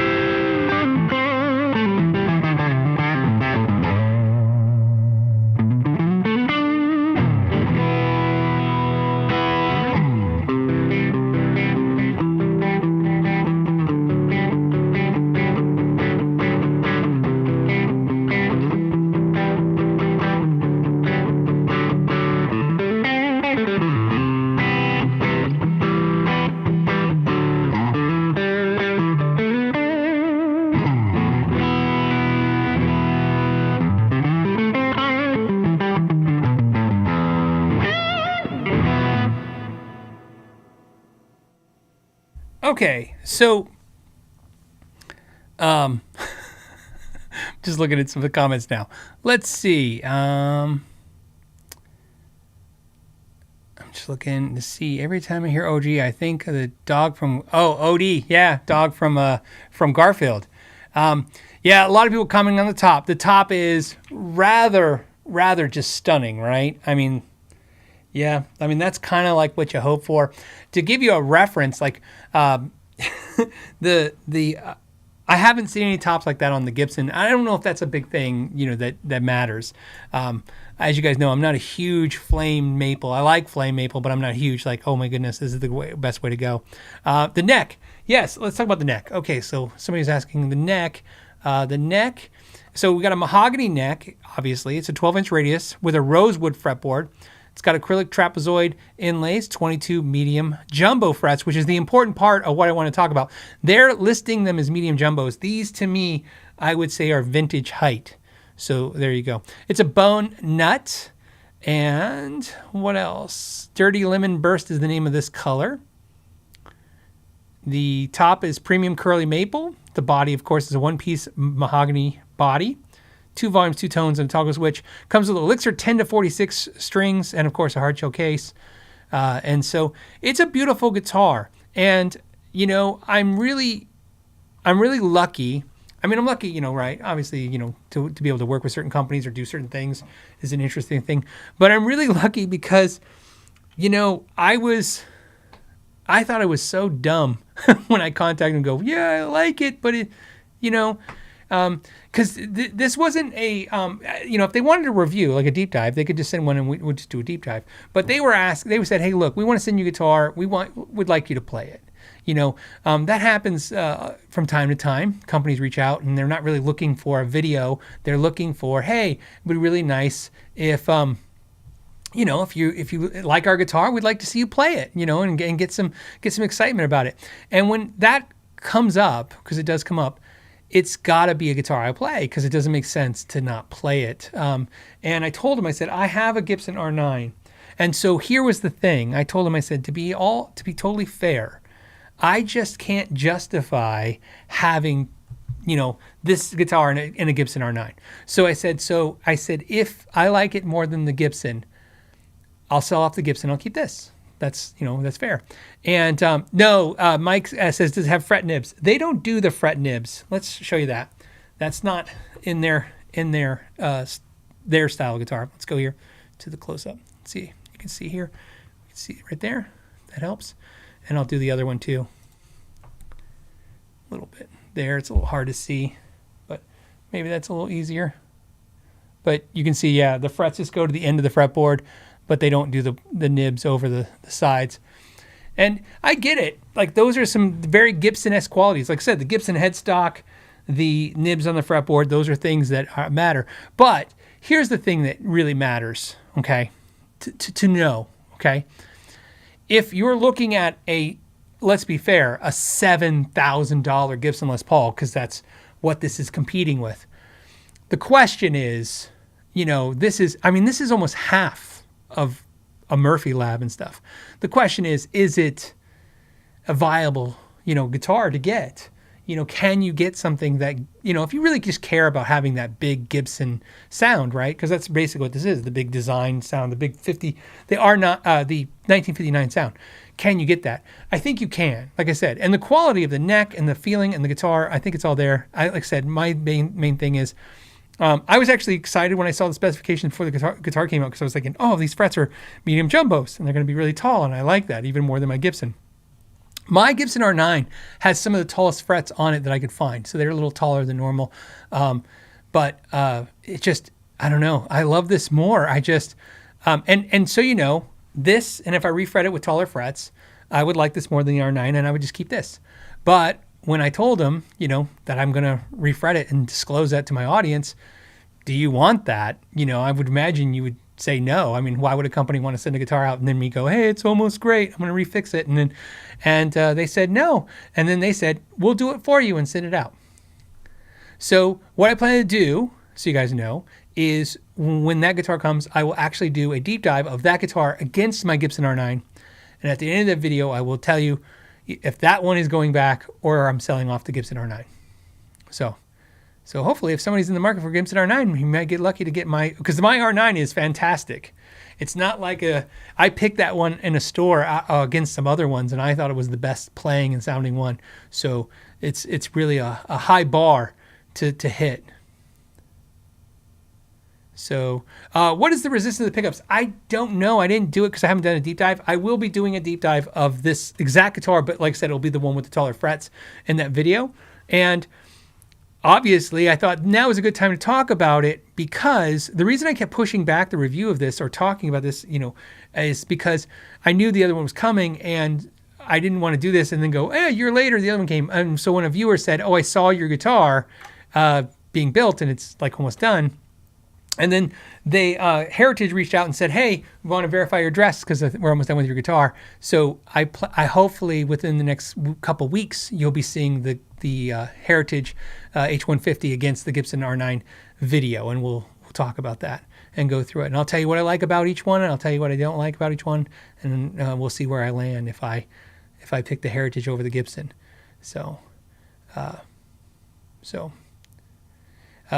Ariella says, my money is that Phil keeps the Heritage. It's possible.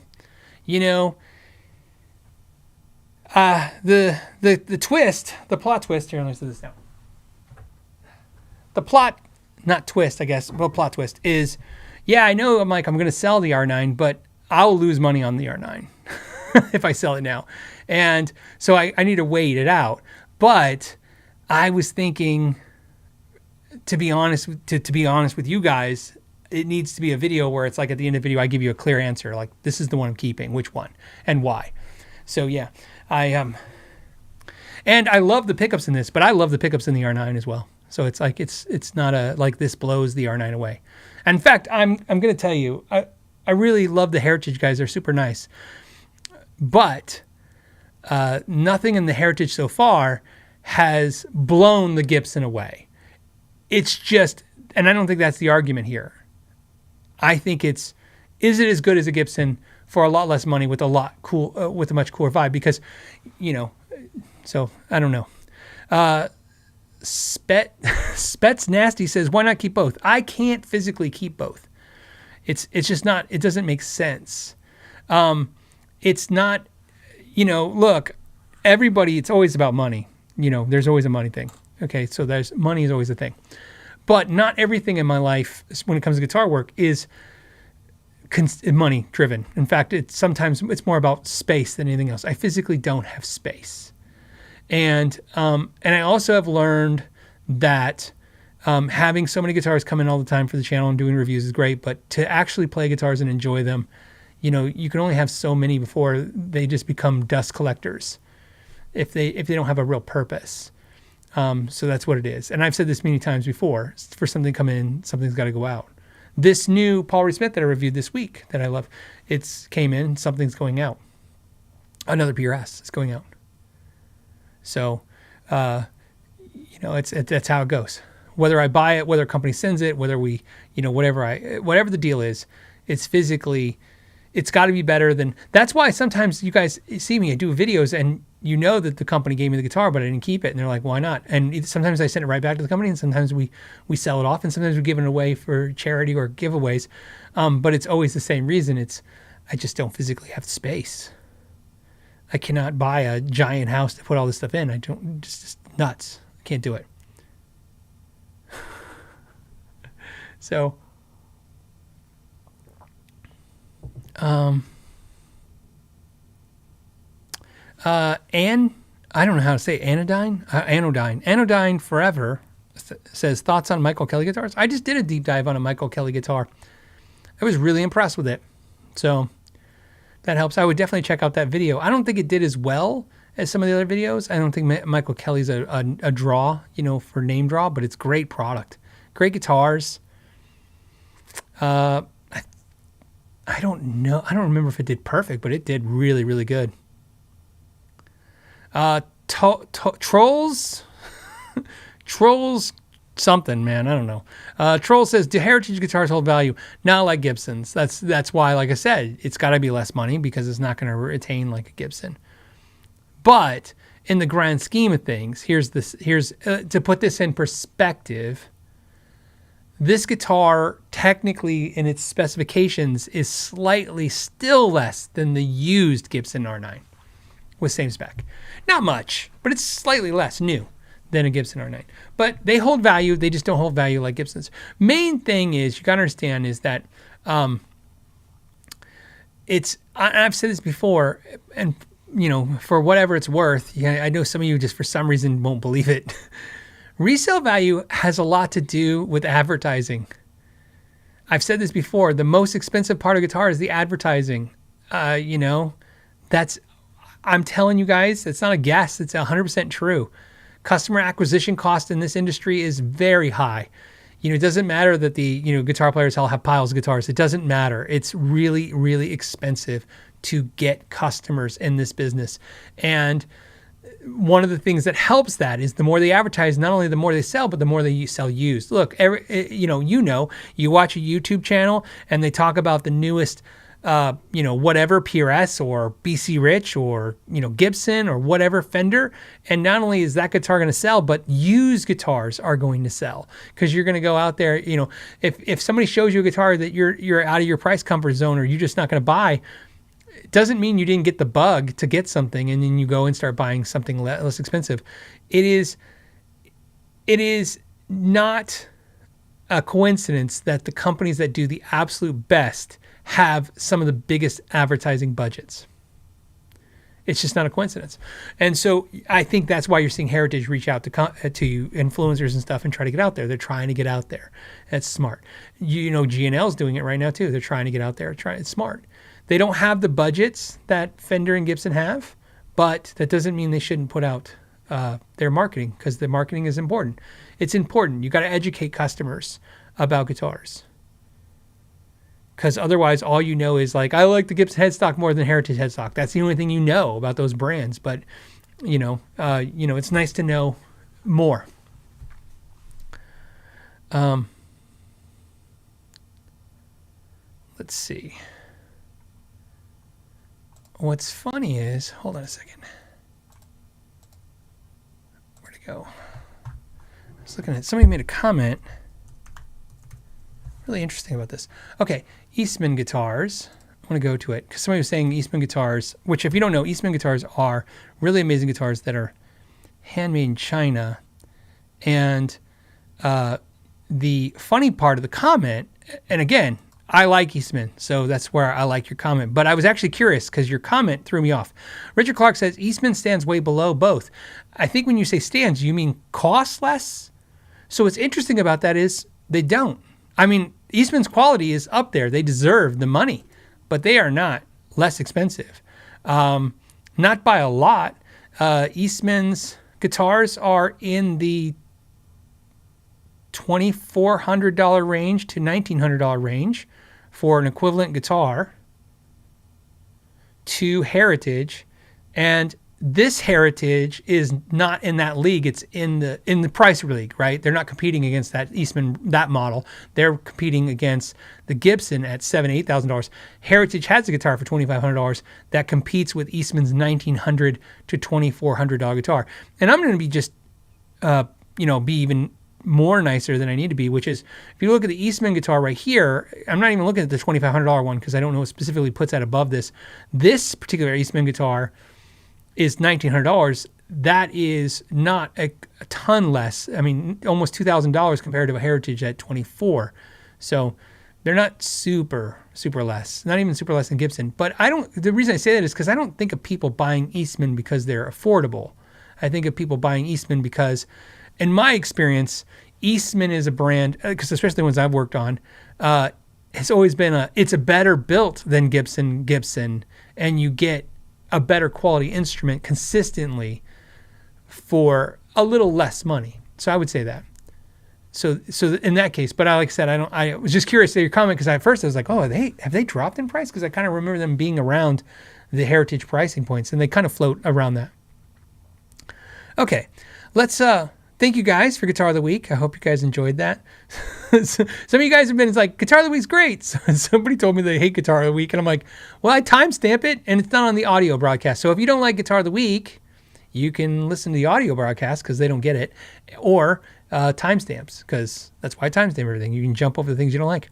But I thought it'd be fun to share these guitars and talk about them. So you can ask me anything you want about any of the guitars. Horsehead Bookend says, Phil, I meant how you compared Eastman quality to Gibson and Heritage. How do I compare it?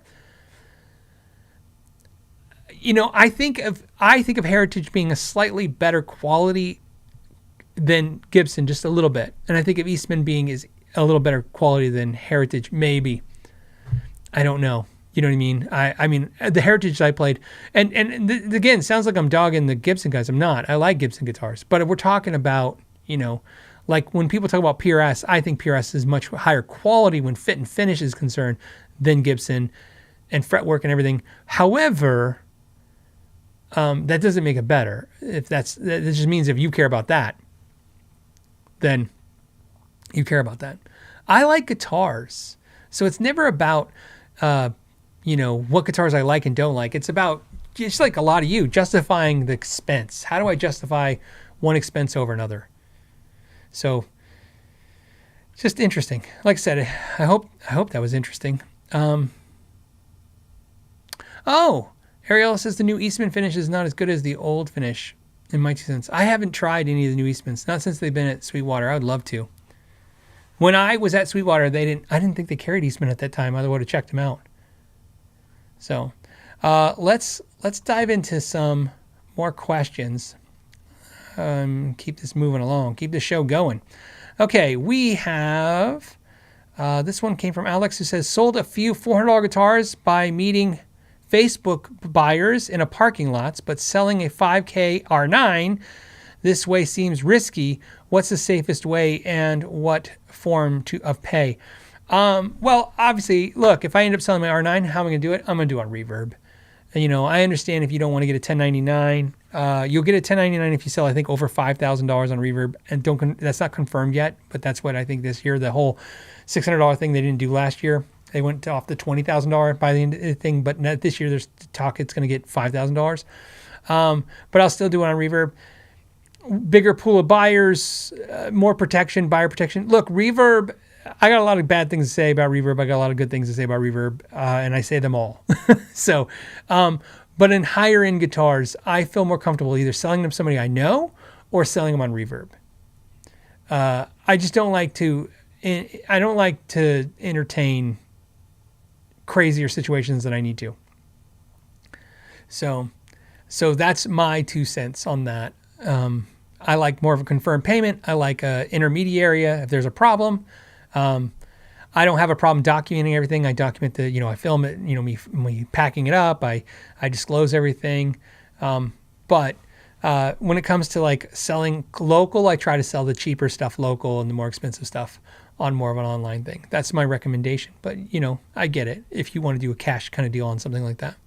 Stupid Guitar says, what should I use to maintain a gunstock oil and wax finish neck? Also new equipment find money. Okay. It's easy. F1 oil by Music Nomad. I use all Music Nomad cleaners, and literally they don't sponsor any of my content. I use it because I like it. That's what I use. I literally have had zero issues with any of it. You see the gamut of my guitars. That's really the thing to take away here. Look, not only do I feel like capable of years of experience of repairing and fixing things, I mean, I have a nice collection of guitars that you get to see every week, and this is how I'm maintaining them with no issues. So obviously, if it's if I'm willing to stick this stuff on guitars that that I've put all my blood, sweat, and tears worth of money into them, I trust it. I trust all the Music Nomad stuff. That F1 oil is what I use for exactly what you're talking about. Vim69 says, for the new equipment fund. Thank you. I appreciate that. I think that's what you meant, Stupid Guitar, as well. Supporting KYG crew. Thank you, Johnny. I appreciate that, Johnny, every week. You're amazing. Grumpy Mike Guitar says, for the interface fund, and why not? Got a KYG package in the mail today. What's funny is I knew you were getting that. I usually never know. So sometimes when you guys go, it's a funny story. Not that funny, but not that funny, but let me just interesting. So you guys know the moderators. We've been trying to get them a gift since Christmas, right? Because I like to give them a gift every year. It's not guaranteed, but I like to try, right? Just something to say thank you for putting in the time every week. And we couldn't figure it out. We were just getting stressed out. We were just trying. Like, what do you do? What do you do? I mean, we guess we could send them, I don't know, a bottle of wine. I don't know, right? So Shauna finally suggested, she's like, you know what? What about a Dickies, a work shirt, one of these shirts. And so she made them personally this time and sent them out. And don't worry, she's going to try to make them available for everybody. I say try, she's going to, but this is why I know. This is why the story's funny. So the other day, she asked me to call my son and ask him to come to the house and help her. She wanted him to model a Know Your Gear shirt. And I go, okay. So I'm like, look, my son's 25 and he's not going to come over and model a shirt. So I called him. I texted him, actually. I said, hey, your mom needs help with a shirt. That's all I left. Very vague. And so, of course, he came over to help because he's like, he probably thought she wanted help, ironing shirts or doing something, doing something. And she comes over and she had him model the shirt. And take pictures. And she took pictures because she's going to try to make some of these as a limited run for you guys in the future. And then she was making shirts, and then she shipped one out, and she said it was going to Grumpy My Guitar. And I was like, oh, okay. So they're getting shirts because I saw the other guys were getting shirts. And why it's funny, it's not funny. I told you it's not that interesting story. I just want to tell you, it just made me laugh. What happened is that my son last night, I was sitting there thinking about going, it was nice of him to come over and do that for her and model the shirts and let her take pictures and stuff. So I sent him $20 through PayPal to say thank you for coming over and modeling the shirt. And then PayPal asked me, why are you sending $20? Because, it says put in the, and I put t-shirt model. I sent it. I didn't know this. I found this out yesterday, that I guess the transactions, my wife sees them, obviously, because she's the accountant. And she goes, $20 for a t-shirt model. And then she started laughing because she's like, oh, you sent Sean $20 for being a t-shirt model. I said, yes. So anyway, so I knew you're getting the shirt. I'm glad you like it. And like I said, for everybody else, they'll be available soon and I'll talk about it on the show. And again, these are going to be made by us and put together by us. And so we got the price down doing it that way. We buy the shirts ourselves and we put the logos on ourselves, and we figured out how to make it more obtainable for you guys, because otherwise these dang shirts could be, you look online, you have a heart attack. They're like $89 and stuff. It's nuts. Okay, so thank you, Grumpy My Guitar. Ray Bay says, hey Phil, love the show and I wanted to support. Have you seen the new Ed Sheeran pedals? I have not. Ed Sheeran's got pedals? What do you think of an artist signature pedals and why do you think artist signature pedals aren't as much of a thing?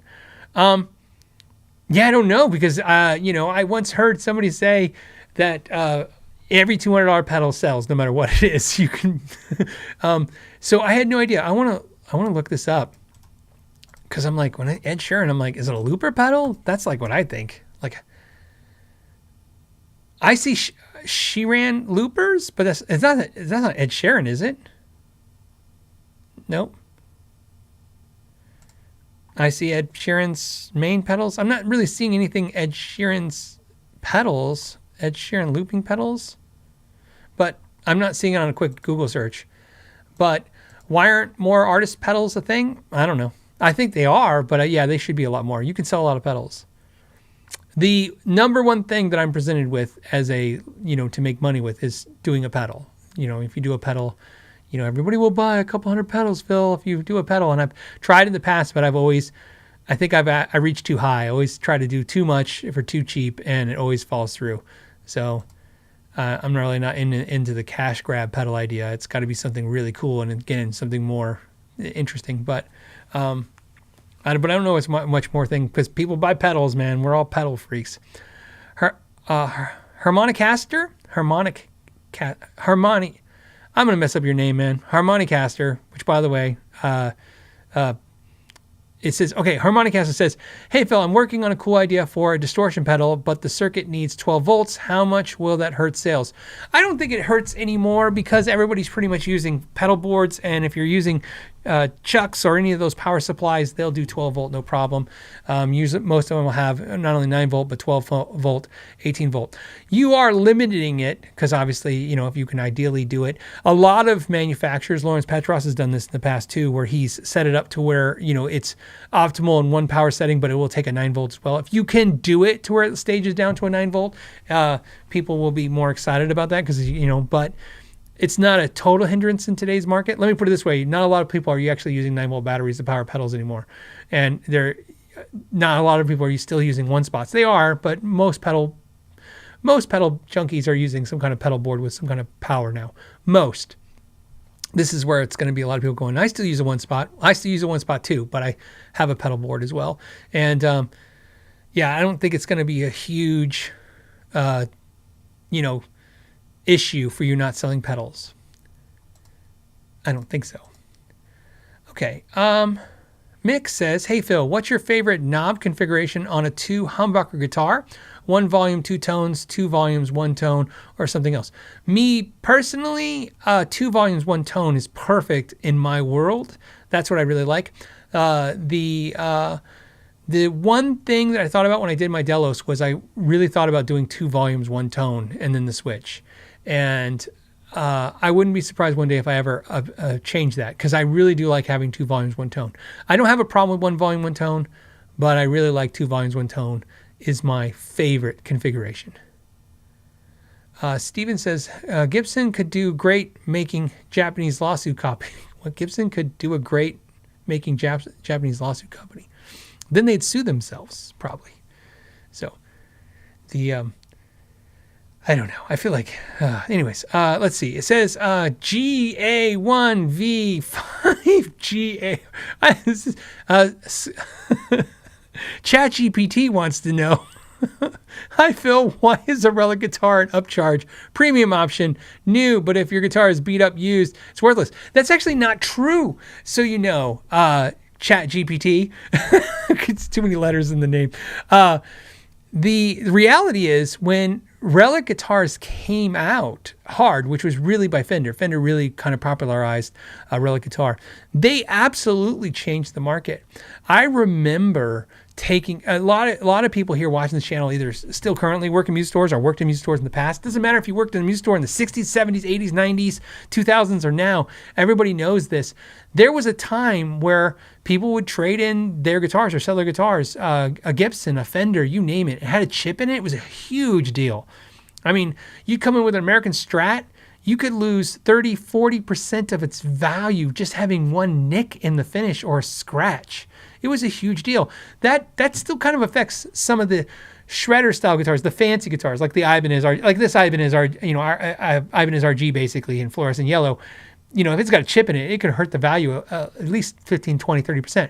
But I remember when the market changed and all of a sudden people just didn't care. Because what happened was you would take things on trade and you go, oh, it's got a real dent right there. And they go, I know. And I go, I got to give you like $200 less. And they're like, oh, okay. And then I remember like when it would hang on the wall and customers come in, they're like, I'm looking for a used American Strat. I'm like, I got one, but it's got a ding right there. I'm like, I don't care. You're going to pay more for that. And then that's when it changed. So it did change. So relicing guitars. In fact, that was one of the joking things I said to Paul Reed Smith once when I was in that 2009. If you recently watched my video, I talk about the story when I went there in 2009, and they gave me a tour and we talked and stuff. And that's one of the things I said. I said, you know, you should do relics because then chipped PRSs wouldn't take such a hit. PRSs with chips in them are definitely something that still takes a hit to this day. You get yourself, a PRS with a chip in it, I mean, it's going to affect the value dramatically, where a Fender doesn't and a Gibson doesn't because of the relicing. It's just people are used to relic and they don't care. So, and it's an upcharge because it's work. Relicing is time and time is money, and it doesn't matter if that time is spent hitting it with car keys or buffing it. It's still time. It's just funny that it's hitting it with car keys gets to command as much as buffing it. Mr. S says, via gas addict. Okay, so this is a question for them. It says, Phil, did I hear you are no longer associated with Badlands? Why not? Thank you. Yeah, I helped Badlands start the brand. Okay. Now, I want to be clear about this. A lot of you are still waiting for hollow flash guitars. This is very important because they are past due as of now. That order, that last one, that was the last one I was involved with. That last run was in August 5th or August 1st is when the announcement happened. August 5th, and then technically a month from that, which would be September, is when the production starts. It's when, right, you guys order it in August, and then when the time starts clicking in September. So it's September, October, November, December, January, February. The guitars were technically, the first 50 were due, okay? And if we were being nice, March was the, okay, they need to be out by March. And now we're in April, okay? But the hardware issue is the biggest issue that they're dealing with now. Now, my understanding is that the hardware was in customs, going through customs as little as a week ago, 2 weeks ago, and that the first 50 will then get finished up maybe by the end of this month, but they're still talking May, which puts them really behind. Now, why is this important? Well, that's the line I'm still, I want to say involved with, I'm still paying attention to, and I'm babysitting. Does that make sense? So if you have a hollow flash guitar and you have any issues with a hollow flash guitar, you can still reach out to me. I'm like I said, I'm no longer with the company to that capacity, but the hollow flash was, I helped launch the red line, helped launch the hollow flash line. Anything after that, they've done other productions since that, other guitars. That, unfortunately, I wasn't part of that, so I don't have any say in that. So in other words, I'm paying attention, so I'm paying attention. I'm being patient like everyone else to the end of this month. I figure we'll know something by the end of the month. Something will get disclosed that, the production's moving along and the first people will start getting their guitars. Now, the good news is that what they're saying is the second run of production is going to actually come out faster than anticipated. We'll see. I'm hopeful that that's actual information is correct. So to answer your question, that's correct. I made the announcement. I don't remember when. I want to say in January.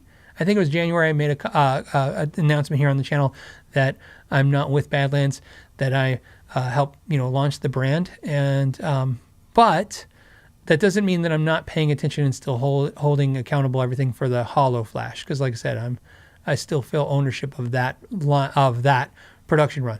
So again, if anyone has any issues, please contact the Badlands guys because they have the actual information. But if anything's not, just like anything, you can always reach out to me if you're dealing with any brand that's having an issue, that I work with in any way.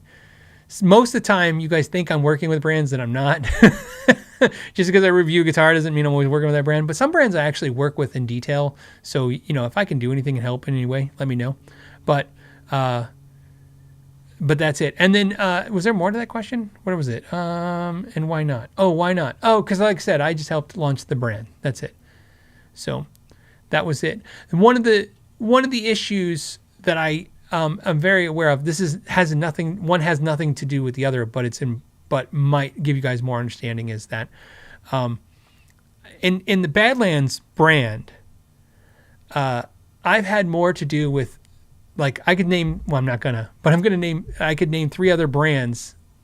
I've had more to do with those brands in their production and sales and everything than I have with Badlands. But because Badlands set up the agreement as I got a small partnership, I got 25% of the company. And this is the important to understand. I had 25% of Badlands, which means I had a quarter vote. So every time you guys would talk to me about the brand, you go, well, what about this or what about that? And I'm like, I'm literally, it's a vote of 4 people, and if 3 are in lockstep and I'm not, I don't have any control of what you guys are saying. But yet, because I have the YouTube channel and I have to disclose that I own a company, I disclose that I own ownership. But I didn't feel I did, and if I did, I apologize. But I never implied that I had any kind of control of the company, that I was involved with it. And that's what I mean by that is I don't own any other guitar companies, but I can tell you right now, I've had way more weight in the things I've said to other companies, like, hey, I think you should do this or redo that. And they literally have done that. And you guys didn't know about it, so it's no big deal. But in this particular case, you guys thought I was controlling something I wasn't controlling. So that's where I was like, okay, well, let me get it started and then I'll let them take over and do their thing because it's really their thing more so than anything else. Gas Addict goes, I hope you got paid. No. But that's not, is that really it? Is that like, trust me, I didn't do it thinking I was going to make money. I did it hoping I wouldn't lose a ton of money. I lost a little bit of money, but not a ton of money. But no, this is where, the late night trolls always like to talk about everybody, how they make money. If you're in this industry, I've said it before, if you're in this industry to make money, you are a fool.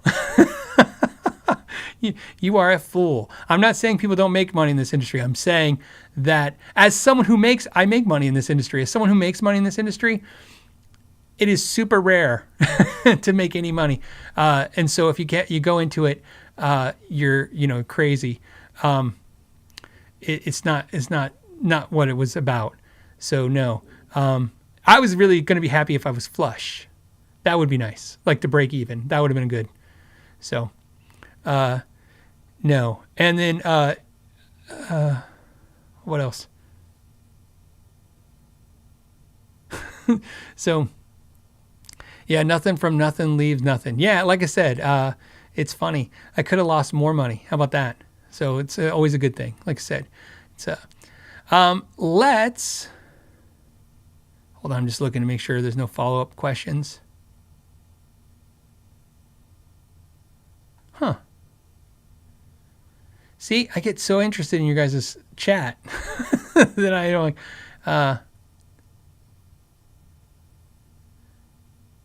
okay. Oh, Average Joe says actually EVH started the Relic thing if you think about it. Yeah, maybe I see your point, and I'm going to say it's a popularization kind of thing, but I'm talking about as a sales thing. Definitely Fender came up with the idea of selling that stuff. I understand Eddie had Relic guitars for sure, and then people replicating them for sure. But I mean, definitely Fender was the ones who were like, hey, we can just beat up guitars and people will buy them for more money. It wasn't like, Eddie had a thought to go, hey, if I beat up my guitars and sell them, I'll sell them for more money. I don't think he was thinking like that, but I understand. He definitely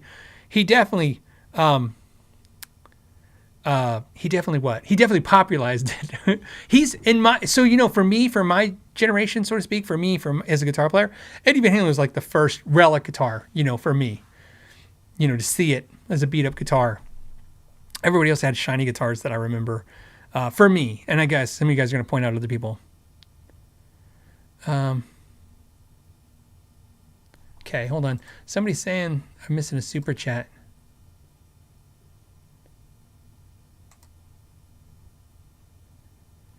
Okay.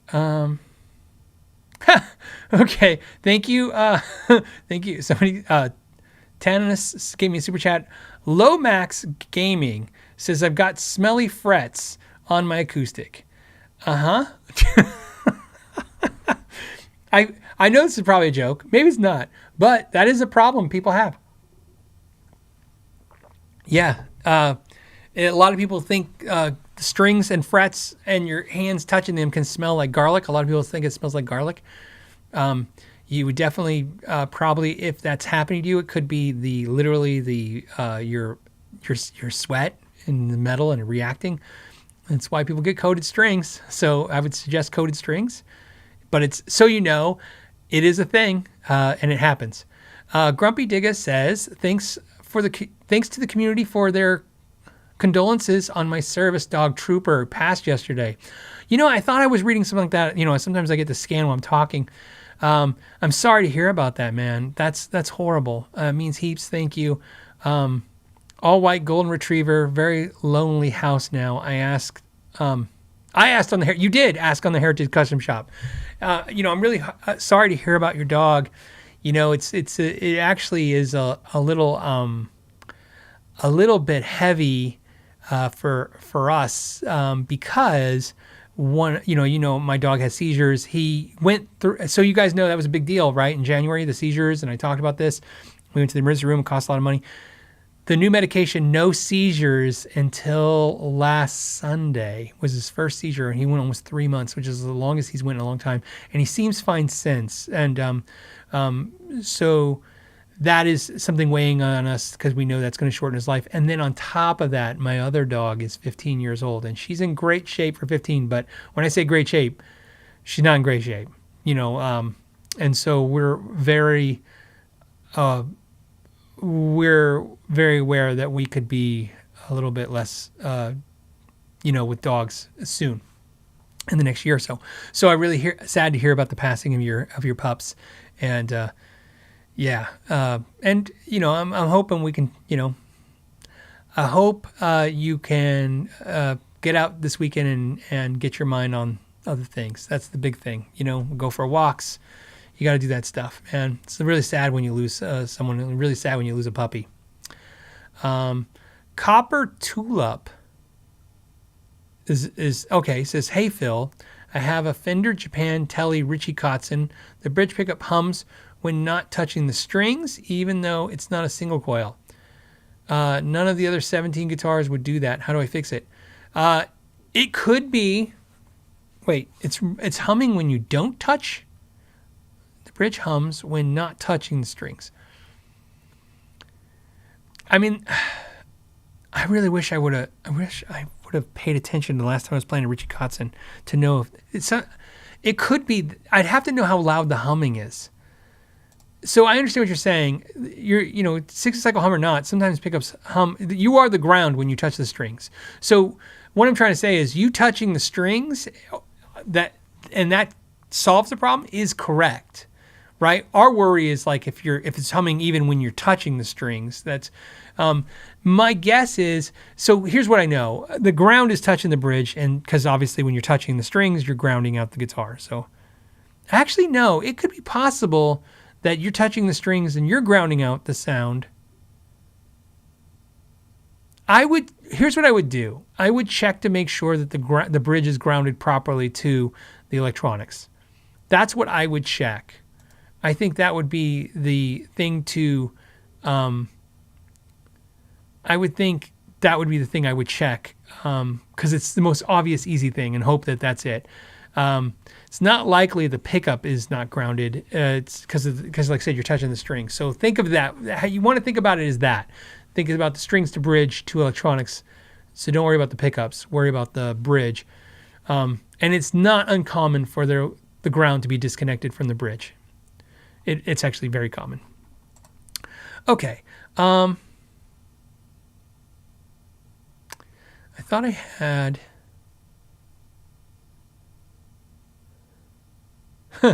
Okay, here's one that came in. This is Randall Vandergriff says, "Why all the guitar YouTuber hate?" I love that. I see it in forums, Facebook clubs, etc. We hate or we have strong dislike for the guitar YouTube influencers. I would say that's fine as long as it's like if I went, I've seen it. It's a little weird when it's me, only because I don't see myself like as an influencer person. I know that's kind of dumb because I do have, a pretty good base now, but sometimes when you're looking online and you see like Phil's an idiot, you're like, oh, it's like somebody knows who I am and they have an opinion about me. Like, but I feel that weird when it's positive. Phil's a genius. I'm like, that's weird too. Bill Burr said, "I don't like extremes. I don't like when people are too nice or too mean to me." I feel the same way. I get a little weirded out by either. It's just not, it's not my comfort zone. But what I was going to say is why I like this comment is I would say that if someone hates a YouTuber or an influencer or doesn't like them, I think there's a ton of reasons to say that's not only right, it makes sense. I mean, people hit you wrong, different personalities, different opinions. I mean, I like to say we should be all open to ideas and opinions, but I understand when somebody says something that bugs you, it bugs you. Maybe you don't like people. They remind you of the uncle who was mean to you. I don't know. But I always chuckle when I see somebody who hates all the influencers, and I go, well, if you hate all of them, I think you're the problem. I don't think you're supposed to hate every single person who does something. I think that's the whole point. But there's a lot of things to hate about us. I'll say us, right? Companies send you guitars. It's a weird lifestyle, man. It's downright, and we purposely don't show you all the bad, which is, it makes sense. Like, I'm not going to go, hey, you didn't see the hard times. You only see the good times. Because, the truth is the good times are good. And so you see that. So I would say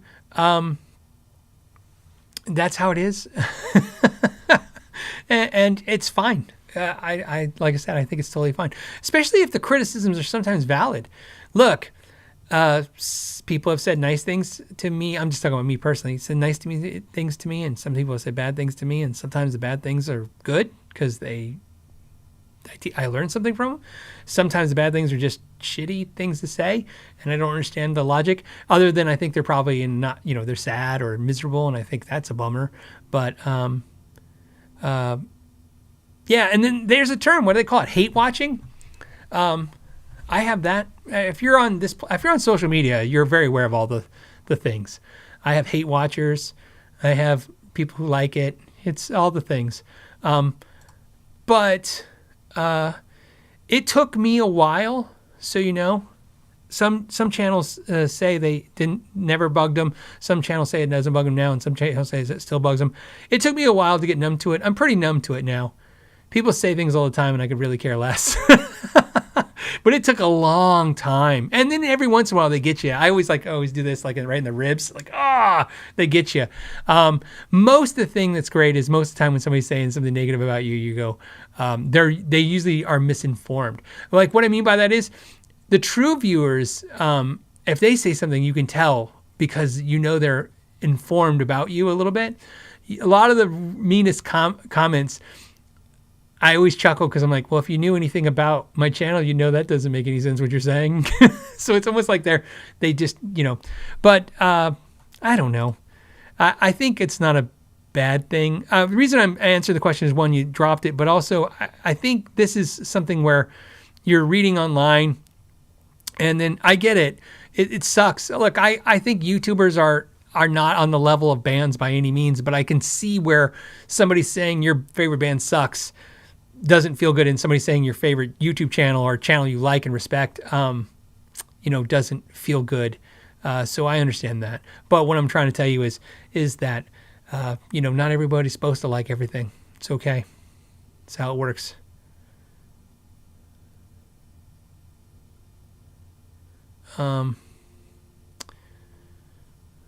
Yeah, Grumpy Digger says, I love the more straight up approach to this channel. Phil and Shane, from In the Blues. Shane in the Blues, great. My favorite channels. Others might check on a pedal or crap. Well, what's nice is I got kind of stuck with this live podcast question QA live thing. When I say got stuck, I started doing it, right? That's what happens. You start doing it. I had no intent for this to be a weekly thing. At first I was just trying to alleviate myself of some of the guilt of not answering emails. Like, I wasn't answering everybody's questions. I couldn't get to them. And so I go, if I do it live, I could just answer a bunch of people. And then it was an easy filtering process for me to say, so if somebody says, hey, I sent you a question in the email, I'm like, oh, well, I'll eventually get to it on the live show, or just do it on the live show. And, I figured, okay, we'll just handle it there. And this is what happens. I like to think of myself as an honest person. I like to think of myself as a good person. I mean, heck, even bad people probably think they're honest and nice. But I think of myself as an honest person. I think of myself as a good person. I try to be. But realistically, here's what's funny. I learned this, whether I wanted to learn this or not. What I learned is, if you talk for 2 hours for years, every week for years, if you lie, and sometimes, lies are not always evil. Sometimes lies are trying to be like, I'll just be polite and I'll say something a little bit nice. The problem with any kind of lie, which is why I think some people appreciate the podcast the way I do it, is I can't remember all my lies. It's impossible. So basically what I'm trying to say is I like to think I'm being honest because it's my personality to be honest. But realistically, even if it wasn't, I can't lie because trying to remember what I said 4 years ago, you guys can, because people watching this show for the first time today, and they just watched this is their second podcast. This happens to me all the time. This is the second podcast. The first one's from 4 years ago, and they're asking me a question, and they're actually trying to set me up. Like, they seeing if I still think the way I did 4 years ago. Sometimes I don't, or sometimes I do. But here's what reality is. When I have to think of all the stories I've told, I have to think of all the questions I've answered, all the stuff I say. And man, if I was to, because I did used to pad it a little bit more towards the beginning. Pad it meaning be a little nicer than I thought it was just polite nature. But what I've learned is that sometimes if I pad it too much, it alters the truth a little bit. And then when you ask me 3 years from now, I don't remember, did I mention the full name? Did I mention the full thing? Or did I tell the whole story? Like today, I started with the stories from NAMM Show. I didn't want to, pull any punches on that truth because it'll be harder to explain later. So yeah. So it's kind of nice. I like this. It's really taught me a lot over the years.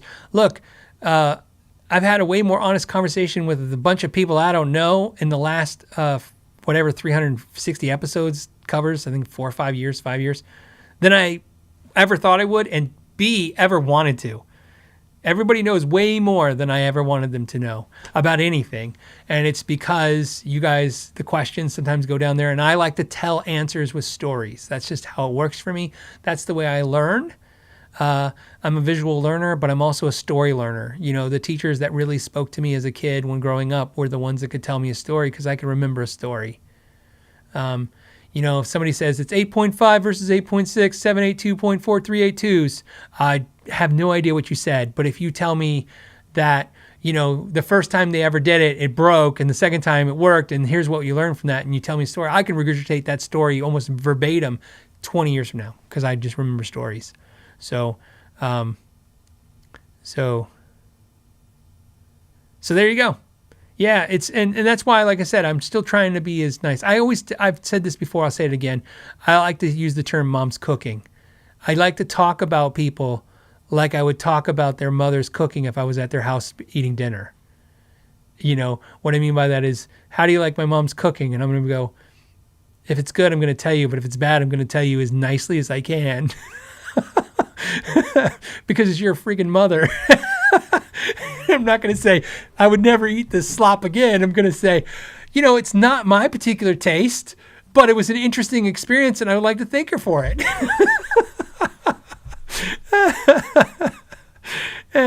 Anyways, yeah,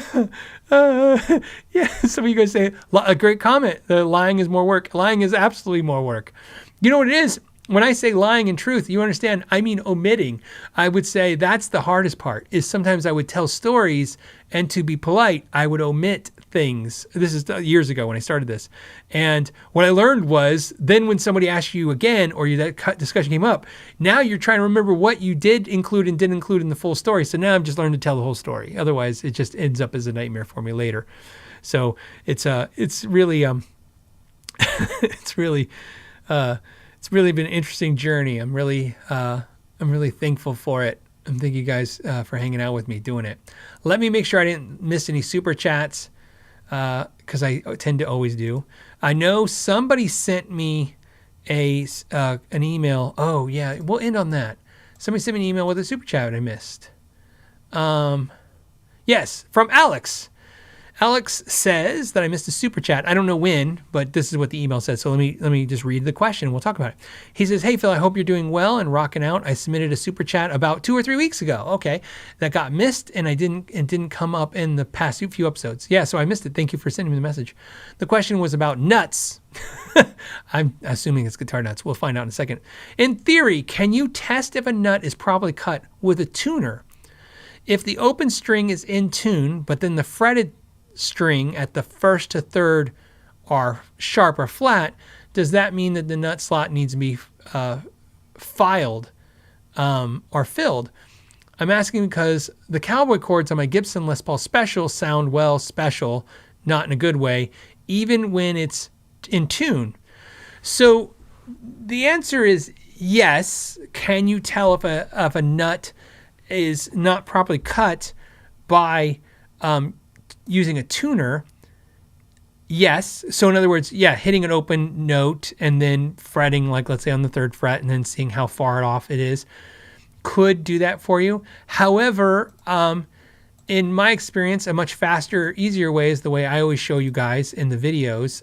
To me, even though there's tools for this, and I have like little, you guys have seen my little my little fret tools that I've made.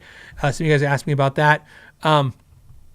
And there's a ton of ways to do this, but essentially the easiest way is still the way I show you guys, which is you take your guitar, you take your ring finger, nope, wrong finger. You take, your ring finger. You take your ring finger, push down. I just push down on the 3rd fret on the low E's and easy enough. And then I take my pointer finger and I push down on the string, and I want to see how much of a gap between the string and the top of the fret is. And I push down on that. So I'm fretted here. So it's just being fretted on the 3rd fret.